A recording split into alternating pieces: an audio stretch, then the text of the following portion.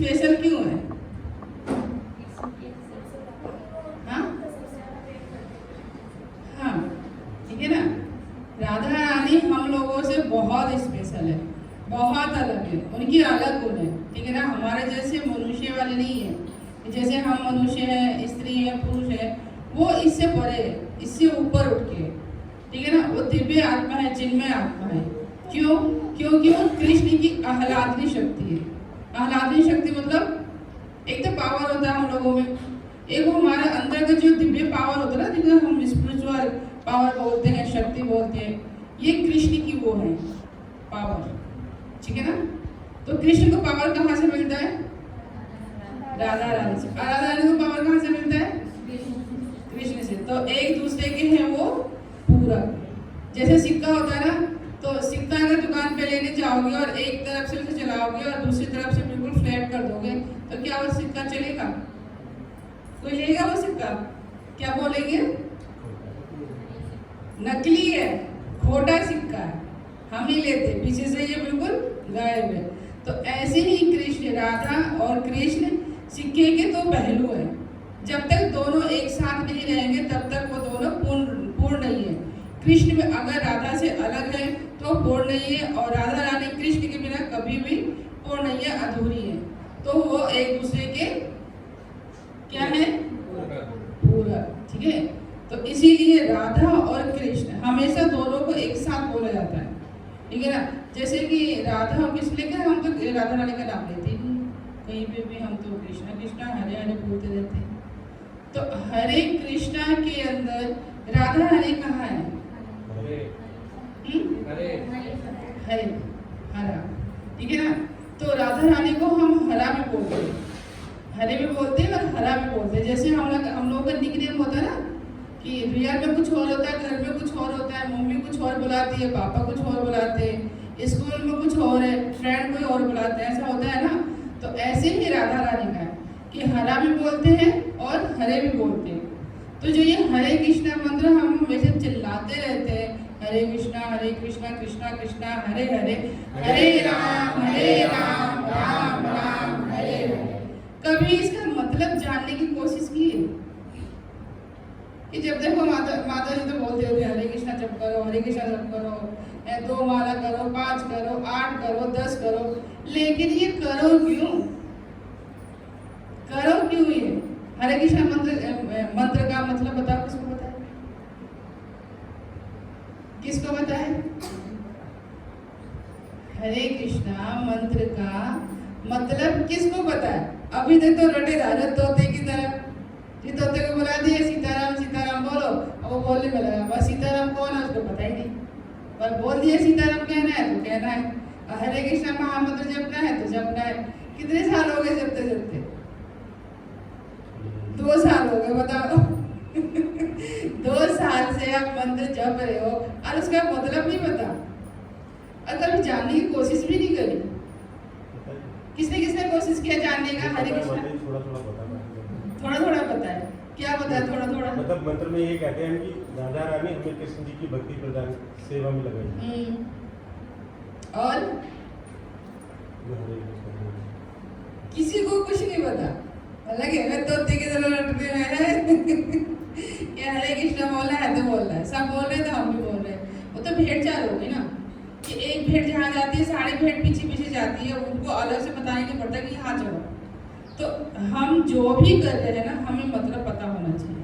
कहने का मेरा मतलब ये है कि हम जो भी कर रहे हैं वो बहुत अच्छी बात है कि आपने आंख बंद करके विश्वास किया कि हाँ हमें बोला है मंत्र करना तो मंत्र करना। हमें इससे क्या, अगर माता जी ने बोला है, स्कूल में करते हैं, तो कुछ ना कुछ तो इसका लॉजिक होगा। ये आपने ब्लाइंड फेथ बोलते हैं वो किया, ये बहुत अच्छी बात है।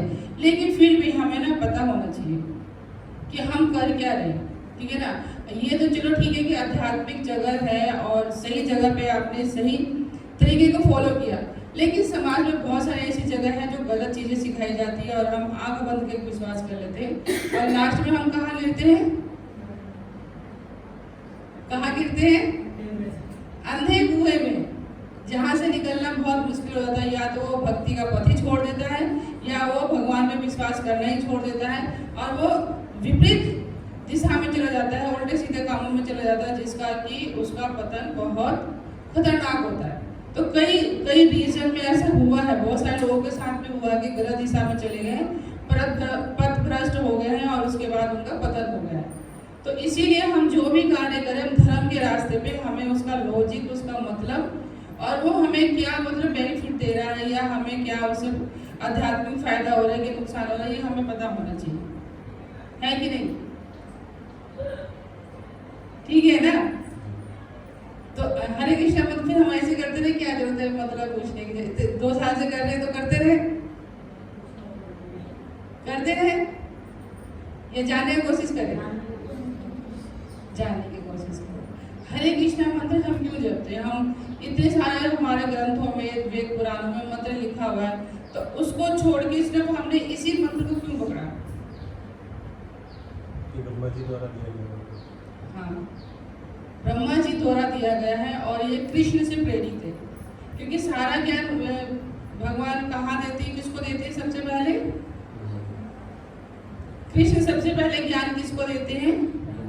ब्रह्मा जी को। क्यों?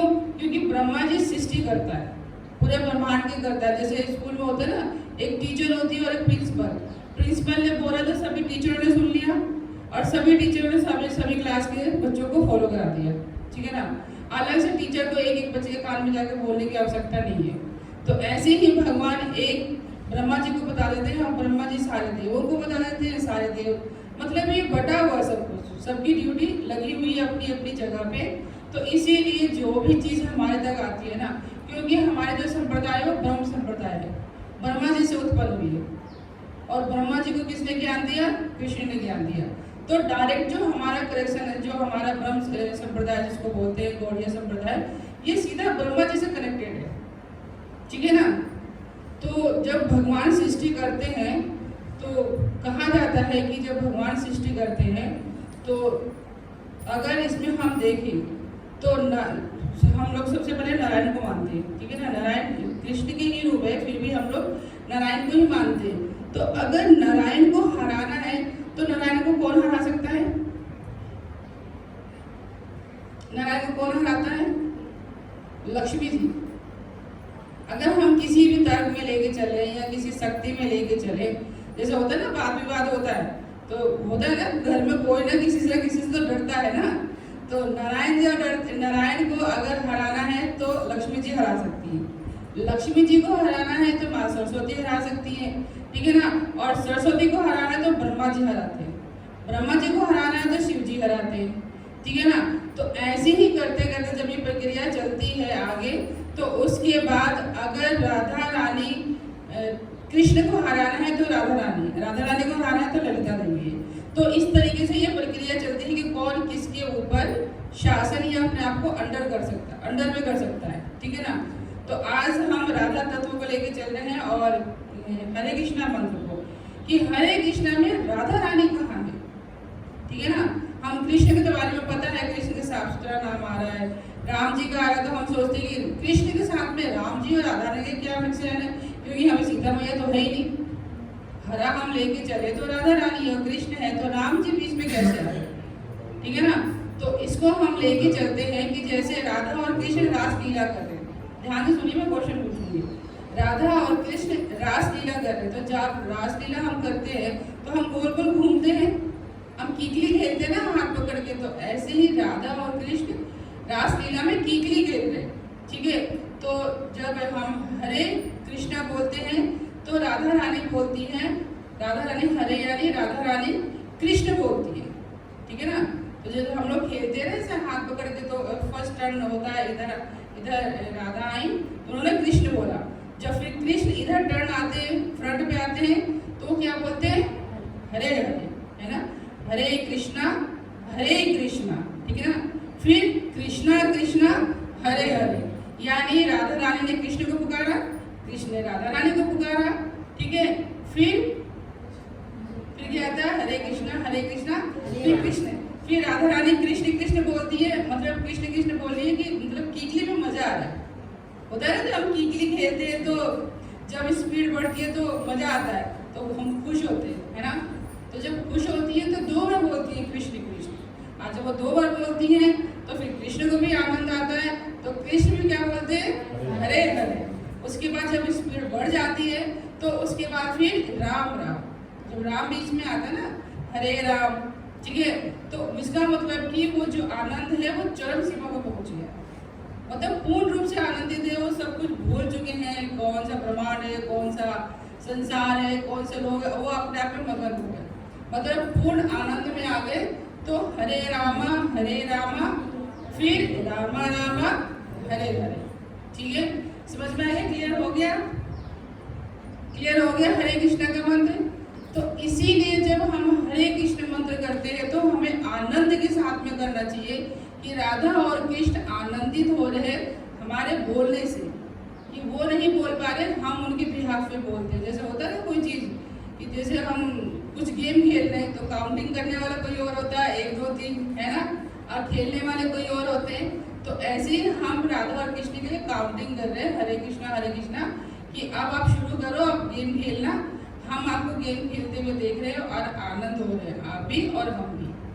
तो इसीलिए जब हम हरे कृष्ण मंत्र करते हैं ना, तो हम कितना भी कर ले वो पूर्ण नहीं होता, मतलब तृप्त नहीं होते उससे, ऐसा लगता है और करते जा और करते जा। और जब हम हरे कृष्णा बोलते हैं तो ऐसा लगता है मुंह में जैसे मिश्री घुल गई, लगता है कि कहता हम कोई भी गाना गाते हैं या हम कोई भी भजन गाते हैं, 1 से 2 बार गा ले तो बोर हो जाते हैं। फिल्मी गाने ही 1 से 2 बार सुन ले तो बोर हो जाते, क्या है गाना बार बार सुन रहे हो, तुम्हें सर में दर्द नहीं हो रहा, बोलते रहे कि बोलते रहो। लेकिन हम जब हरे कृष्णा मंत्र करते हैं, हम बार बार करते तो हमारे सर में दर्द नहीं होता कभी भी, और ना हमको भी बोर होते हैं, ना हम कभी मतलब ऐसा होता है ना जैसे छोड़ दो बिल्कुल थक गए, बोर हो गए, ऐसा किसके साथ हुआ है हरे कृष्णा मंत्र करते हुए? कि कभी ऐसा लगे कि मतलब बहुत बोरियत है, ये क्या लेके बैठे, फेंको इसको कहीं, चलो टीवी देखते, चलो बाहर खेलने चलते, ऐसा कभी हुआ है? जैसे हम हमारा मन करे या ना करे, जैसे हम माला लेके बैठते तो एक अलग सा आनंद आता है, मन में आनंद आता है, चाहे बाहर से लगे कि हम बोर हो रहे हैं, उबासी आ रही है, नींद आ रही हो, लेकिन जब हम करते रहते जब हम माला शुरू करते हैं और जब खत्म करते तो ऐसा लगता है 1 2 और करेंगे, शायद 1 2 और कर लेंगे, है ना। तो जैसे ही हम हरे कृष्णा बोलते हैं तो लगता है मुंह में मिश्री घुल गई। मिश्री घुलने के बाद क्या होता है, मुंह में मिठास आती है ना, अलग से मिठास आती है, रसगुल्ले में नहीं आती इतनी मिठास। जब मिश्री खाते हैं और धीरे धीरे जब उसको हम चबाते हैं तो उसमें जो रस आता है वो उसमें गुलाब जामुन में नहीं आता या रसगुल्ले में नहीं आता, एक बार खा लिया हो गया, आप मीठा था इतना ही था, ठीक है ना। तो ऐसे ही जब हम हरे कृष्णा मंत्र करते हैं तो इसमें अपना आनंद है, ठीक है। तो इसीलिए हमेशा जब भी आप हरे कृष्णा मंत्र करो तो ये सोच के करो कि राधा और कृष्ण रास लीला कर रहे हैं और वो मतलब घूम रहे, रास में घूम रहे हैं, आनंदित हो रहे हैं, आनंद ले रहे हैं और उनको देख के हम आनंदित हो रहे हैं, हमें मतलब आनंद आ रहा है। इसलिए तो बोलते हैं कि राधा और कृष्ण की जब भक्ति करते हैं तो हम आनंद के लिए करते हैं, कि हमें आनंद मिले। ये नहीं कि हाँ हम भक्ति कर रहे हैं, चलो जी कोई मनोकामना है पूरी हो जाएगी या कोई इच्छा है पूरी हो जाएगी। तो जब भी हम राधा और कृष्ण की भक्ति करते हैं तो इच्छा पूरी करने के लिए नहीं करते, इच्छा पूरी करने के लिए किसका व्रत करते हैं? इच्छा पूर्ति करने के लिए कौन कौन सा व्रत करते हैं? माताओं को बहुत पता है, हाँ, सोमवार, 16 सोमवार, पति कंट्रोल में हो जाए, अपने वश में किया जाए, 16 सोमवार, वैभव लक्ष्मी बस पूरे ब्रह्मांड का धन हमारे घर में आ जाए, है ना, इसलिए वैभव लक्ष्मी। और कौन सा व्रत है? नवरात्रे का, बस मेरा बेटा पास हो जाए, है ना, फर्स्ट नंबर से, बस मेरी बेटी की नौकरी लग जाए, और क्या इच्छाएं होती है, नंबर अच्छे आ जाए। तो ये इच्छा पूर्ति के लिए सारे हम लोग व्रत करते हैं। लेकिन जब हम राधा और कृष्ण करते हैं तो क्या इच्छा मन में रहती है? किसके मन में रहती है इच्छा? इच्छा पूर्ति के लिए हम शुरू तो करते हैं लेकिन हम इच्छाएं भूल जाते हैं। क्यों? क्योंकि इच्छाएं वो खत्म कर देती। जो राधा रानी है ना, जब हम राधा रानी की जब हम भक्ति करते हैं तो राधा रानी हमारे 3 चीजें खत्म कर देती है। क्या क्या खत्म करती है? भय, अगर हमें किसी चीज से डर लग रहा है या हम बहुत ज्यादा मतलब कोई भी डर हो, किसी भी तरीके का डर हो, उस डर को, उस भय को राधा रानी हमेशा के लिए खत्म कर देती है। तो आप लोगों ने महसूस किया कभी कि जैसे इस कोर्स में आप जुड़े हो उसके बाद आप निर्भर हो गए, निर्भय हो गए, मतलब कि डर निकल गया कि कोई कुछ कहेगा या कुछ करेगा तो मुझे उससे डर, मतलब क्या संकोच, किसका किसका खत्म हुआ? अरे और बस 2 लोगों का डर खत्म हुआ। डर का मतलब कि आत्म कॉन्फिडेंस ज़्यादा आ जाता है पहले के अकॉर्डिंग। जैसे हम लोग को डर लग रहा था किसी भी काम से कि करूँ नहीं करूँ, पता नहीं क्या होगा, होगा नहीं होगा, वो डर निकल जाता है कि जो होगा देखा जाएगा, हम भक्ति कर रहे हैं ना, कृष्ण सब संभाल लेंगे, तो हम कृष्ण पे निर्भर हो जाते हैं, तो इसलिए वो डर निकल जाता है। ठीक है, दूसरे दरिद्रता खत्म हो जाती है। जब हम राधा रानी की भक्ति करते हैं तो हमारे घर में दरिद्रता नहीं रहती, कभी भी मतलब दुख परेशानी ये सब चीज़ें नहीं रहती हैं। ठीक है, और तीसरा, अगर हम राधा रानी की भक्ति करते हैं तो तीसरा क्या खत्म होगा बताओ, कि रहने दूँ? इच्छाएं तो पहले ही खत्म हो चुकी, भक्ति शुरू होते ही इच्छाएं तो पहले खत्म कर देती है वो। तीसरा क्या खत्म होता है? मोस्ट इम्पोर्टेंट है वो, अज्ञान खत्म कर देती है। बोलते हैं ज्ञान की देवी माँ सरस्वती ही ज्ञान की देवी नहीं है, राधा रानी में पूर्ण रूप से जितने भी आप देवियाँ देखते हो ना, सरस्वती जी हैं, लक्ष्मी जी हैं, माँ दुर्गा है, और कौन कौन सी देवियाँ हैं, और कौन कौन सी देवियाँ पूछते हैं? अब जो पूछते हैं देवियाँ बता दो, नाम बता दो। हाँ माता बोला तो करो, कम से कम बोलोगे नहीं तो लेक्चर कैसे दोगे? आज लेक्चर सुन नहीं रहे तो फिर दोगे कैसे? तो कौन कौन सी देवी है जिनकी हम पूजा करते हैं? शीतला माता है, और जितनी भी माता है इस ब्रह्मांड में, इस संसार में जितनी माताएं, यहाँ तक कि हम लोग राधा का विस्तार है, राधा का ही अंग है। राधा से ही सारी जितनी भी हमारी नारी शक्ति उत्पन्न हुई है वो राधा तत्व ही है। तो कहने का मतलब ये है कि हम अपने आप को भी राधा के रानी के रूप में, उनके अंश के रूप में मान सकते हैं। राधा रानी का विस्तार कहाँ से हुआ? कृष्ण से हुआ। तो हम लोग बोलते हैं ना हम कृष्ण के अंश से, कृष्ण के अंश से, तो कई लोग बोलते हैं कि हम तो माता है तो कृष्ण से कैसे उत्पन्न होगा, तो पुरुष हो गए। मन में ये विचार भी आता है क्योंकि हम भौतिक संसार में हैं और हम देहात्म बुद्धि में है, तो हमारी जो बुद्धि है ना वो देहात्म वाली है, मतलब ये शारीरिक बुद्धि है। हम आध्यात्मिक बुद्धि को हम लोग लेके नहीं आ सकते और समझ भी नहीं सकते। तो इसीलिए जितने भी शक्तियाँ हैं वो सब राधा तत्व है। समझ में आ रहा है सबको? बच्चों को आ रहा है समझ में कि हम लोग जितने भी हैं वो क्या है? हम लोग शक्तियाँ सारी राधा तत्व है। और राधा किसकी शक्ति है? कृष्ण की। तो मेन जो हमारा पॉइंट है वो ये है कि राधा रानी प्रकट कैसे हुई। इतने सारे हमने लेक्चर तो दे रहे, लेकिन हमारा जो मेन आज का उद्देश्य है तो राधा अष्टमी के राधा रानी का जन्म कैसे हुआ, राधा रानी प्रकट कैसे हुई, ये तो बता ही नहीं रही, पता नहीं क्या क्या बताई जा रही है ना। मन में तो ये चल रहा होगा ना, नहीं चल रहा? बहुत अच्छी बात है, फिर तो ये ऐसे ही होना चाहिए। ठीक है, तो राधा रानी का मेन उद्देश्य प्रकट होने का या इस पृथ्वी पे आने का उद्देश्य क्या है? किसको किसको पता है? किसको किसको पता है कि राधा रानी का पृथ्वी पे आने का मेन उद्देश्य क्या है? जी बाबू जी, किसी को भी नहीं पता। तो राधा राधा तो हम इतना गाते हैं, है ना। कोई भजन ले लो उसमें राधा रानी ना हो, ऐसा हो नहीं सकता। भजन तो खूब अच्छे से गाना आता, हम सुनते भी खूब है, राधा राधा जब है, वृंदावन में राधे राधे है ना, बरसाने में राधे राधे, लेकिन राधा रानी है क्या? हम कब पहुंचेंगे? समय निकलता जा रहा है, जीवन खत्म होता जा रहा है। अगर हम नहीं पहुंच पाए तो हम वहां पे कैसे पहुंचेंगे? यहाँ नहीं पहुंच पा रहे तो वहां पहुंच तो बहुत दूर की बात है। तो वहां पहुंचने के लिए हमें यहाँ पहुंच बनानी पड़ेगी, ठीक है ना। तो हमें पता ही नहीं कि राधा तत्व में क्या है, राधा क्या है, और हम कह रहे हैं हम तो गोलोक वृंदावन में धाम बस प्रकट ही हो जाएगी, बस एंट्री हमारी फटाफट हो जाएगी। अब होगी कैसे? टिकट तो हमने खरीदी नहीं, है ना भाई। नहीं, हमें 5 स्टार होटल में खाना खाना है, हमारा बहुत मन कर रहा है, हम 5 स्टार होटल में खाना खाएंगे, लेकिन जेब में पैसे नहीं है। और हम फिल्म देखने भी जा रहे हैं, बालकनी वाली सीट चाहिए, जेब में पैसे नहीं है, तो हम देखेंगे कैसे? देखने के लिए पहले हमें पैसे कमाने पड़ेंगे ना। तो अगर हमें गोलोक वृंदावन धाम में जाना है तो वहाँ की टिकट तो खरीदोगे ना। मुंबई जाना है, वृंदावन जाना है, तो वहाँ की क्या व्यवस्था है, बस से या ट्रेन से? तो उसके लिए भी तो आपको व्यवस्था करनी पड़ेगी ना, बस और ट्रेन की। तो आपने गोलोक वृंदावन धाम जाने के लिए क्या व्यवस्था की है? किसने किसने क्या क्या व्यवस्था की है? या है ही नहीं कि हमें जाना ही नहीं है? तो जाना है तो क्या क्या हमने व्यवस्था की है जाने की?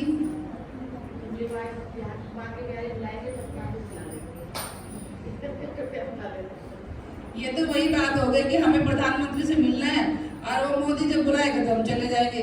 तो आपको लगता है क्या वो मोदी क्या वो हमारे मामा लगते हैं कि वो हमें बुलाएंगे, आ जाओ बेटा हम तुमसे मिलना चाहते हैं? बात तो ये वही हो गई ना कि हम मोदी से मिलना है और मोदी बुलाएगा तो जाएंगे। तो भाई मोदी बुलाएगा क्यों? आप लोग बताइए कि मोदी क्यों बुलाएंगे? अगर वो हमें जानते नहीं है, हमने ऐसा कोई काम किया नहीं है देश के लिए या समाज के लिए, तो क्यों बुलाएंगे? ये तो फिर बेवकूफ़ी वाली बात हो गई ना माता जी कि हमें बाकी बिहारी बुलाएंगे। बाकी बिहारी के लिए हमें काम भी तो करना पड़ेगा ना। या तो हम उनके मन अनुसार काम करें या फिर जो इस संसार में वो हमें सिखा रहे वेद ग्रंथों और शास्त्रों के माध्यम से, या तो हम वो करें या फिर हम आचार्यों के सिखाए हुए रास्ते पे चलें या किसी गुरु के शरण में जाएं जो उस दिशा में जाने का प्रयास करें, भगवान के धाम जाने का प्रयास करें। या तो हम उनके संग हो लें या अकेले हम चल रहे, तो हमें क्या पता कि वो रास्ता सही है कि गलत है ना? है कि नहीं है? तो इसीलिए ये बहुत सारे लोग बोलते हैं कि भगवान हमें बुलाएंगे तो हम चले जाएंगे, या भगवान की इच्छा होगी तो ये काम हो जाएगा। तो भगवान की इच्छा होगी क्यों? होगी क्यों भगवान की इच्छा? मोदी की इच्छा क्यों होगी? अगर वो हमें जानता ही नहीं है, हमने कोई काम नहीं किया, तो ऐसा नहीं है। हमें वो कार्य करना पड़ता है, हमें इस पथ पर चलना पड़ेगा, समझना पड़ेगा। तो हम आते हैं कि राधा रानी क्यों उस धरती पर प्रकट हुई। तो जब भगवान ने अपना विस्तार किया, तो भगवान, जब हम लोग भी अकेले होते सोचते ना कुछ तो करे, कोई काम तो करे, कुछ ऐसा करे कि बोर हो रहे तो कुछ मतलब आनंद आए, मजा आए, कोई जो साथ में हो, किससे खेले। कुछ नहीं है समझ में आता तो कोई बॉल से खेलना शुरू कर देते हैं, है ना, कोई लट्टू से खेलना शुरू कर देते, कुछ भी आसपास में नहीं है, जो मिले उसको घुमाना शुरू कर करते कि नहीं करते? मतलब कुछ मिल जाए हाथ में जिससे कि, और नहीं तो बहुत सारे लोग क्या करते हैं, पेन लेते हैं और उसका टिकटॉक शुरू हो जाता है। होता कि नहीं होता? या फिर पेन को ही गोल गोल घुमाना शुरू कर देते हैं। मतलब कुछ ना कुछ तो हमें टाइम पास के लिए चाहिए। तो जब भगवान ने अपना विस्तार किया तो वो भी बोर हो गए, तो उन्होंने सोचा कि मुझे भी अपने आनंद के लिए कुछ ना कुछ तो करना चाहिए। तो उन्होंने भगवान कृष्ण ने गोलोक वृंदावन धाम में अपने ही शरीर से, अपने ही तेज पुंज से एक नई शक्ति प्रकट करी। ठीक है, तो जब वो नई शक्ति प्रकट करी तो उसके बाद उसका रूप बन गया। तो जब भी कोई शक्ति आती है तो जो शक्तिमान होता है उसको प्रसन्न करने का प्रयास करती है। तो जैसे ही राधा रानी को भगवान कृष्ण ने प्रकट किया अपने आनंद के लिए, तो वो एकदम से भगवान को देख के वो फूल लेने के लिए भागी। मतलब भगवान को अर्पण करने के लिए मैं कुछ तो अपने तरीके से दूं, तो बगीचे में एकदम से भागी। ठीक है, तो भगवान ने जब रास मंडल में राधा रानी को प्रकट किया तो रास मंडल का ढौ ले लिया, और जब वो भागी तो भागी को संस्कृत में क्या बोलते हैं? धावक। तो वहां से ढौ ले लिया, तो दोनों को मिला के क्या हो गया? राधा। तो इसीलिए उनका नाम राधा पड़ गया। तो वो किसलिए प्रकट हुई? कृष्ण को आनंद देने के लिए।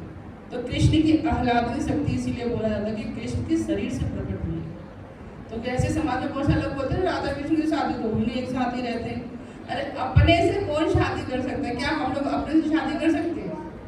शादी करने के लिए दो स्त्री और पुरुष होने चाहिए। तो वो तो एक ही शरीर है, बोलते हैं ना कि दो शरीर एक जान।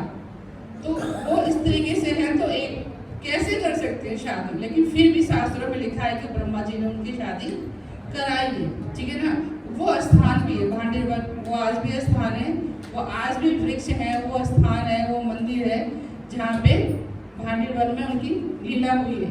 और वो मंदिर भी है जहाँ पे कृष्ण ने राधा रानी को सिंदूर डाला है। सिंदूर डालते हुए ना उनकी मूर्ति पे विग्रह भी है उनकी भांडीवन में। तो राधा रानी गोलोक वृंदावन धाम में प्रकट हुई तो पृथ्वी लोक पर क्यों आई? भाई वृंदावन गोलोक वृंदावन धाम में रहती तो पृथ्वीलोक वालों की क्या आवश्यकता थी? भगवान की शक्ति है तो भगवान के साथ में रहना था, वो यहाँ आने की क्या आवश्यकता थी? क्यों आई? यहाँ भी भगवान की लीला है। क्यों? क्योंकि भगवान को ना इस पृथ्वी पे जितने भी देवता हैं, जितने भी हमारे देवता हैं, देव लोग हैं, उनको पृथ्वी बहुत पसंद है। क्योंकि पृथ्वी पे ना वो सारी चीजें हैं, सारी आनंद की चीजें हैं जो मनुष्य को भी चाहिए और देवताओं को भी चाहिए। आप लोगों ने ऐसा वो स्थान नहीं देखा, गूगल पे ढूंढ के देखिए, पृथ्वी पे ऐसे ऐसे स्थान है कि आपके होश मतलब ऐसा भी हो सकता है कि पृथ्वी पे ऐसी जगह है, झरना है, पेड़ है, फल है, चिड़िया है, ठीक है ना, ऐसे जो हम सपने में सोचते हैं कि ऐसी जगह हम कहीं देखें, या हम कल्पना करते हैं, इमेजिनेशन करते हैं कि ऐसी जगह हो, झरने बहते हो, खूब फूल खिले हो और हम वहाँ पे भ्रमण कर रहे हो, घूम रहे हो। ऐसी जगह पृथ्वी पे है जहाँ तक हम लोग की पहुँच नहीं है, हम लोग नहीं जा पाते। लेकिन हम डिस्कवरी या कुछ ऐसी जगहों पे देखो तो ऐसी जगह हम लोग दिखाते हैं, ये सोचते हैं कि क्या पता भगवान यहाँ छुप छुप के आते हो, यहाँ पे रासलीला करते हो, घूमते हो, हमें पता ही नहीं है। तो भगवान ने फिर ऐसे ही जब लीला करी तो उसके बाद क्या हुआ, जब राधा और कृष्ण को मिलन के लिए ना मतलब किसी की क्या बोलते हैं उसको आज्ञा की जरूरत नहीं होती थी। राधा रानी का जब मन करे वो कृष्ण से मिल जाए, कृष्ण का जब मन करे वो राधा रानी को बुला ले। तो ऐसे ही जब कृष्ण अपने महल में बैठे हुए थे गोलोक वृंदावन धाम में, तो कृष्ण की इच्छा हुई कि राधा रानी मेरे पास आए। तो राधा रानी बगीचे में थी, एकदम से उन्होंने भागी हूँ महल की तरफ। तो कृष्ण का एक बहुत ही शुद्ध भक्त है श्री रामा, ठीक है ना, वो बहुत बड़ा भक्त था कृष्ण का, इतना मतलब बड़ा भक्त था कि मतलब आप कुछ नहीं कह सकते, बस वो कृष्ण कृष्ण, हर सांस में हर आस में कृष्ण ही कृष्ण थे।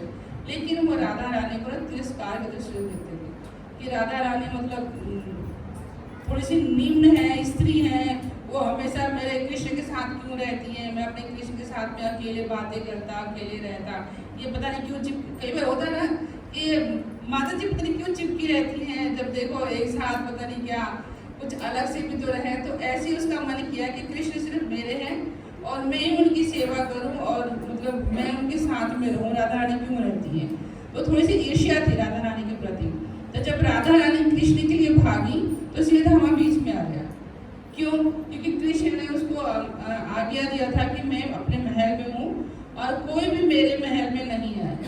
जैसे कि हम वर्णन देखते हैं ना, माँ पार्वती गणेश जी से बोलते कि मैं नहाने जा रही हूँ, कोई अंदर नहीं आना चाहिए।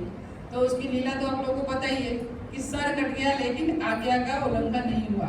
ऐसे सीधे धामा थे कि कृष्ण ने बोला है कि कोई अंदर नहीं आया, तो इसका मतलब भी कोई अंदर नहीं आया, चिड़िया का बच्चा तक भी नहीं अंदर है। लेकिन राधा रानी तो राधा रानी कृष्ण के बिना नहीं रह सकती। तो जब वो कृष्ण के लिए भागी तो सीधा हमारे बोला कि बिल्कुल अंदर नहीं जाना, मेरे प्रभु ने मना किया है, मुझे आज्ञा दी कि कोई भी अंदर नहीं जाएगा।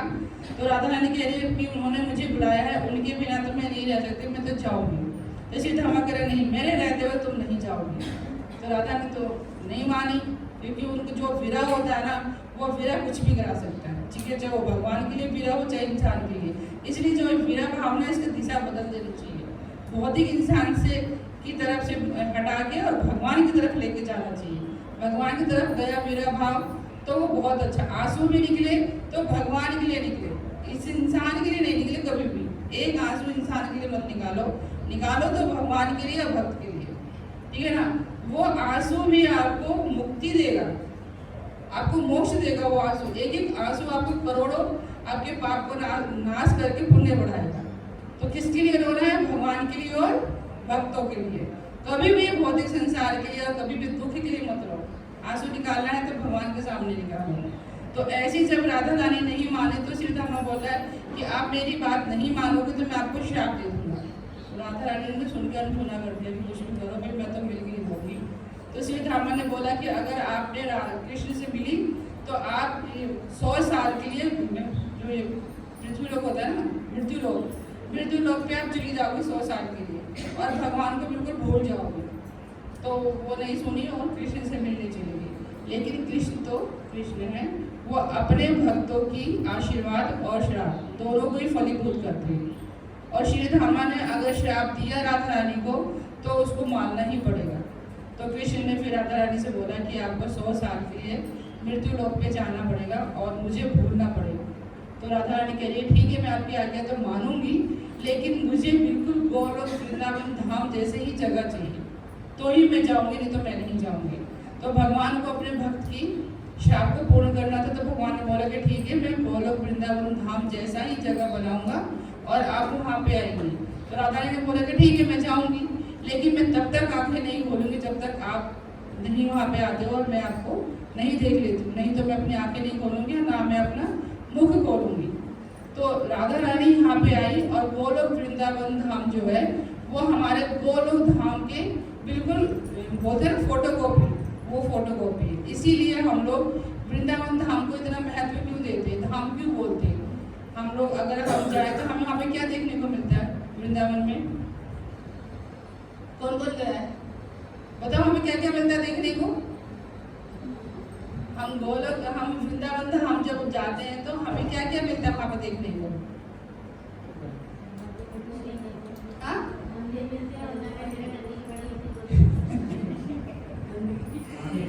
क्या हमें लगता है, हम सोच भी सकते हैं या इमेजिनेशन भी कर सकते हैं कि क्या ये गोलोक वृंदावन धाम है?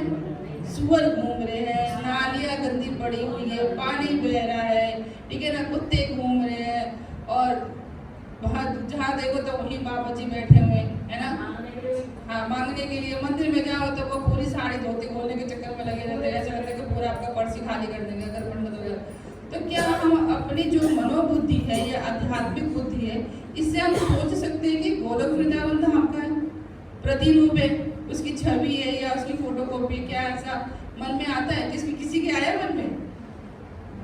वृंदावन गए तो आया किसी के मन में?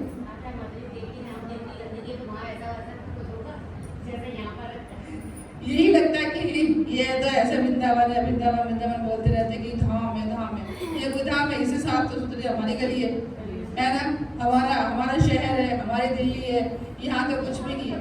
लेकिन जो हमारी ये आँखें हैं, अपनी आँखें तो हम ये क्या बोलते हैं प्लास्टिक का, ये चमड़े का लेके जाते हैं ना, तो क्या हम कोशिश कर सकते हैं कि इस प्लास्टिक से, इस चमड़े की आँखों से हम आध्यात्मिक जगत देख सकते हैं? क्या ऐसा हो सकता है? तो जो हमारी आंखें वो दिल्ली की आंखें हैं, ठीक है ना, दिल्ली के चकाचौंध देखने वाली आंखें हैं, भौतिक संसार देखने वाली आंखें हैं, तो इससे गोलोक वृंदावन धाम कैसे दिखेगा? कल्पना कर सकते हैं आप लोग? आपको गंदगी ही दिखेगी, सुअर ही दिखेगी, नालियाँ ही दिखेगी, कहीं कृष्ण दिखाई नहीं देंगे। लेकिन इतने सारे जो बाबा संत सन्यासी जो बैठे हैं, अपना जीवन उन्होंने वृंदावन धाम में बिता दिया, तो क्या वो पागल है? क्या वो मतलब सारे सबके वो बुद्धि खिसक गई है क्या? तो वृंदावन धाम में जाके बैठ जाते हैं, कुछ ना कुछ तो ऐसा होगा ना वहाँ पे जो हमें दिखाई नहीं दे रहा, उनको दिख गया है ना। तो कुछ तो ऐसा है, तो वो देखने का हमें प्रयास करना चाहिए, अपनी आंखों से नहीं, अपने भौतिक आंखों से। जो हमारी भौतिक आंखें हैं उसको आध्यात्मिक आंखें बनाइए। कहने का क्या मतलब है कि अपने आप को परिवर्तन कीजिए, परिवर्तित कीजिए, अपने आप को अंदर से साफ कीजिए, अपनी बुद्धि, अपने मन, अपने विचारों को साफ कीजिए। जिस दिन आप ऐसा करके जाएंगे ना, उस दिन आपका ना नजरिया ही अलग चेंज हो जाएगा। वो वृंदावन जो आपको गंदगी दिखाई देती थी, एक अलग ही लोग दिखाई देगा। हर जगह, हर कण में आपको कृष्ण दिखाई देंगे, ठीक है ना। आप जितनी बार जाओगे आपको कृष्ण मिलेंगे। किसी ने महसूस किया कि हम वृंदावन गए और हमें कृष्ण मिले हों? किया किसी ने महसूस? नाली और सुअर ही दिखते है ना, और जाते हम मोटे मोटे चश्मे लगा के, है ना। और जितने लोग चश्मे लगा के जाते हैं उसका चश्मा कैसे कृष्ण उतारते हैं? बंदरों से सेवा दे रखी है। यहाँ का तो बस मैं ही बाकी बिहारी हूँ। बाकी बिहारी मतलब हम बाकी बिहारी जो करते हैं, इसका मतलब क्या है? हाँ, मैं बाका बोलते ना, बड़ा आया बाका बन के घूम रहा, चश्मा टोपी फैशन करके, तो नौजवान घूमते तो बोलते नहीं है हम लोग, बड़े बड़े लोग बोलते हैं ना, बहुत बाका बन के घूम रहा है आजकल, क्या बात है, बड़ा हीरो बना हुआ। आजकल हम उस शब्द को हीरो बोलते हैं, है ना। तो कृष्ण जब वृंदावन धाम के सिर्फ अकेले ही बाकी हैं, वहाँ जाके कोई और करने का प्रयास ना करे, है ना, वरना सबकी टोपी और चश्मा गायब हो जाता है। तो इसीलिए बोलते हैं भैया वृंदावन में जाना है तो सीधे साधे भक्त बन के जाना है, फैशन बन के जाओगे तो वहाँ का एक ही सेठ है, तुम्हें नहीं बनने देगा, है ना। तो इसीलिए वृंदावन धाम कृष्ण का है। हमें कृष्ण की से मिलने जाना है, मैं कृष्ण के लिए जाना है, ना कि हमें जाना है कि यहाँ कचौड़ी अच्छी मिलती है। हाँ, बाकी बिहारी वाले गली है ना, वहाँ पे वो कचौड़ी वाले बहुत टेस्टी कचौड़ी, बच्चे लोग कचौड़ी खा के आएंगे। बाकी बिहारी से मिले ना मिले, कचौड़ी वाला मिल गया, 2 कचौड़ी खा लिया, हाँ तृप्त हो गया, बहुत टेस्टी बनाता है। ऐसा तो कचौड़ी कहीं मिलता ही नहीं है। हम लोग किस लिए गए वृंदावन धाम में पैसा खर्च करके? 2 कचौड़ी खाने। अगर वो कचौड़ी के स्वाद आपको दिल्ली में मिल सकता है अगर आप वृंदावन धाम अपने मन में बसा लें।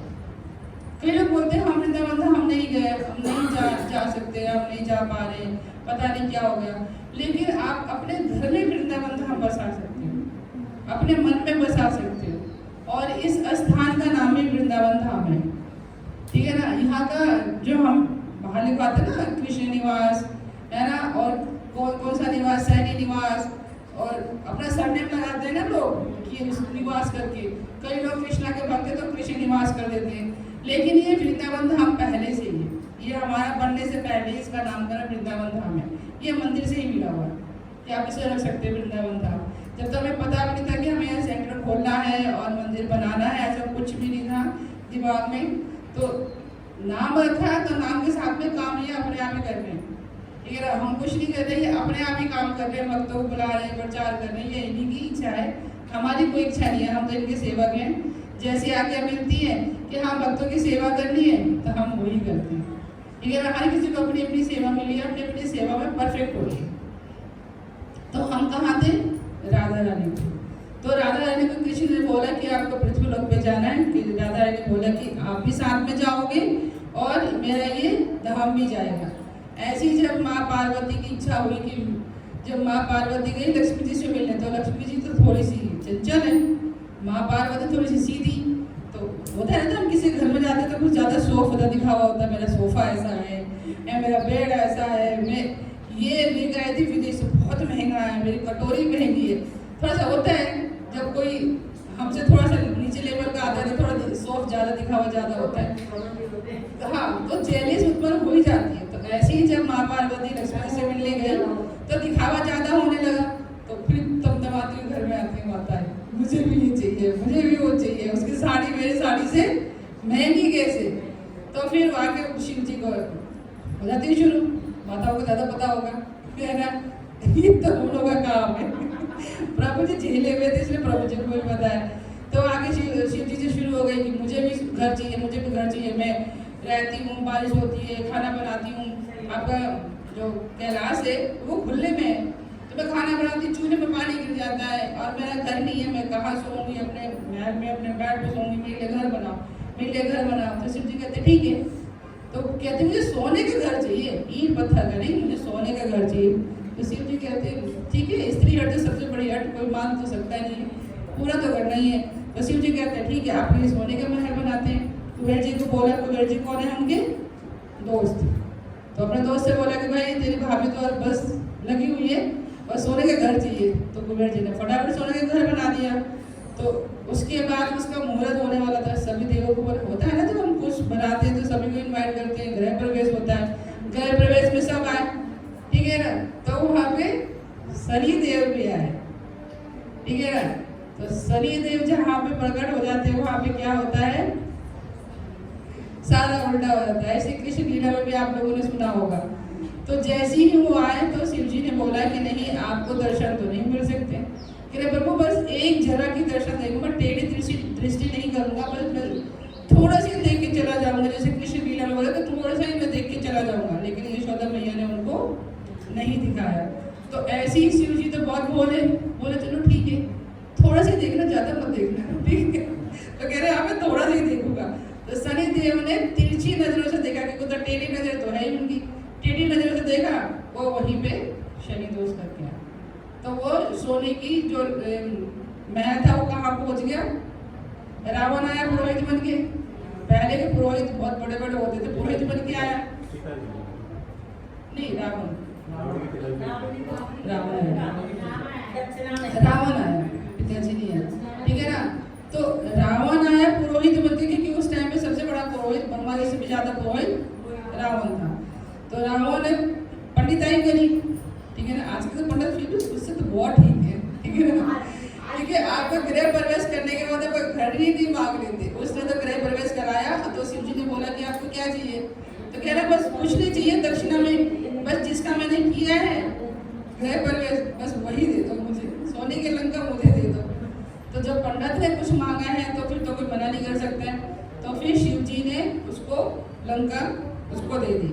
तो माँ पार्वती बहुत क्रोधित हुई कि मैं जिसके लिए गृह प्रवेश कराई तो उसी को ही शिव जी ने उसको दे दिया। तो जाओ मैं श्राप देती हूँ कि ये जो सोने का महल है जो लंका लेके गए हूँ ये कभी भी तुम्हें फलीभूत नहीं होगी और इसका विनाश हो जाएगा। तो हुआ कि नहीं हुआ। तो इसीलिए जब ऐसा होता है, हम कहाँ पर थे राधा रानी के वृंदावन में, ठीक है ना। तो वृंदावन में राधा रानी आई, कैसे आई, एक तो ये कथा है। एक कथा कई हमारे बुक्स वगैरह हैं, जैसे आप पढ़ोगे ना हमारे ग्रंथ वगैरह, जैसे हमारे आचार्यों के अलग अलग लिखे हैं, तो उसमें अलग अलग थोड़ा हटके अलग अलग वर्णन है। तो जैसे आप लोग पढ़ते हो या सुनते हो किसी की कथाओं से तो थोड़ा थोड़ा चेंजिंग मिलेगा। तो कभी ये मत सोचो कि नहीं वो झूठ बोल रहा है कि ये झूठ बोल रहा है कि वो सच बोल रहा है। आप वहाँ पे लेके चलो। क्यों होता है ऐसा, क्योंकि ये अनगिनत ब्रह्मांड है। जब भगवान ने जब पृथ्वी ब्रह्मांड बनाए तो एक ब्रह्मांड ही बनाया। आप लोग अगर यहाँ कथा सुन रहे हो तो कहीं आप लोग बूढ़े हो रहे होंगे, ठीक है ना। किसी ब्रह्मांड में आप बूढ़े हो रहे होंगे, किसी ब्रह्मांड में आप पैदा हो रहे होंगे। तो ऐसे अनगिनत ब्रह्मांड है, तो अलग अलग ब्रह्मांड में अलग अलग लीलाएं होती है। ऐसे हम रामायण की लीलाएं भी देखते हैं कि रामायण में किसी में कुछ लिखा है किसी में कुछ लिखा है, लेकिन सब सत्य है, क्योंकि अलग अलग युग में अलग अलग तरीके से उसको प्रेजेंट किया जाता है और आचार्यों के द्वारा अलग अलग उसको तरीके से लिखा भी जाता है। तो एक तो कथा ये है कि राधा रानी का इस टाइप से प्रकट हुआ, ठीक है। दूसरी कथा में ये आता है कि कैलाश पर्वत थे, वो माँ पार्वती उनकी पुत्री थी। तो होता है ना जिसकी बेटी ज़्यादा मतलब टैलेंटेड हो, है ना, सुंदर हो, तो माँ बाप को घमंड हो जाता है, तो वो ज़्यादा दिखावा कर देते हैं। तो उसमें उसी के पड़ोस में एक पर्वत था विंध्या पर्वत। तो उनको थोड़ी सी ईर्ष्या होती थी कि इनका दामाद तो शिव जी है, बिल्कुल महान है, सबसे ताकतवर है, मेरा भी ऐसी कुछ पुत्री होती ना तो मेरा भी दामाद बहुत मतलब इनसे भी पावरफुल होता। तो उन्होंने ब्रह्मा जी की तपस्या करी। किसे तपस्या करी, विंध्याचल पर्वत में, कि मेरा भी दामाद शिव जी से बड़ा दामाद हो। तो ब्रह्मा जी कह रहे भाई शिव जी से बड़ा तो विष्णु जी हो सकते हैं, तो विष्णु जी को ही इनको दामाद बनाना पड़ेगा, तो उसके लिए तो फिर पुत्री भी इसी हिसाब से देना होगा। तो विंध्या पर्वत थे, तो उन्होंने ब्रह्मा जी की तपस्या करके पुत्री प्राप्त किया। तो उनके घर में 2 पुत्री हुई, एक राधा रानी और दूसरी चंद्रावती, ठीक है। ये दोनों बहनें हैं। तो जब किसी के घर में कुछ ज़्यादा अच्छा होता है ना तो वो दृष्टि वाले भी ताक लगाए बैठे रहते, ठीक है ना, विनाश वाले भी बैठे रहते कि कैसे इसका गड़बड़ करे। तो उस टाइम पे पूतना थी, पूतना वो क्या थी, बच्चों को मारने वाली, मतलब बच्चा घाती आत्महत्या करने वाली। वो किसी भी बच्चे को उठा के ले जाती है, उसको मार देती और मार के ना उसे उसको पावर मिलता था। अभी हमें वृंदावन में लीला में भी हम देखेंगे। तो उस टाइम पे भी पूतना को लगा कि ये ना 2 लड़कियां हुई है बहुत पावरफुल है, इनको मैं ले जाती हूँ, कुछ तंत्र वंत्र करूँगी। उस टाइम पे तो ये था पूतना का, तो तुम्हारा पावर बढ़ जाएगा। तो जैसी वो लेके गई तो विंध्या जो पर्वत थे उन्होंने देवताओं से मदद मांगी कि भाई मेरी पुत्री को पूतना लेके गई है, आप कुछ ऐसा करो। तो सभी देवताओं ने मिलकर उसको पावर को छीनना शुरू किया। तो जब पूतना का पावर धीरे धीरे कम होने लगा तो उसकी पकड़ ढीली होने लगी। तो पकड़ ढीली होने लगी तो वो लड़कियां हाथ से उसकी छूटने लगी, ठीक है। तो जब राधा रानी जब गिरी, जहाँ पे गिरी, जिस स्थान पे गिरी, तो उस जगह का नाम है रावल गांव में राधा रानी गिरी, इसमें यमुना जी में। और यमुना जी में किस पे गिरी, कमल के फूल पे, ठीक है। सुनी होगी ना आप लोगों ने कहानी की पहली बार सुन रहे, मतलब तो चेहरे से ऐसी लग रहा है कि आप लोग साथ पहली बार सुन रहे हैं। क्या सुना रही है माता जी, मुझे भी लग रहा है आप लोग के चेहरे थे कि हाँ, पर मुझे हाँ मुझे आप लोग के चेहरे के भाव से लग रहा है कि क्या सुना रही है माता जी, कौन सी कहानी है ना। इसीलिए बिहारी लेने नहीं आएंगे, वहाँ तक जाने की व्यवस्था नहीं है माता जी। वो बस नहीं भेजेंगे, हमें बस से जाना पड़ेगा।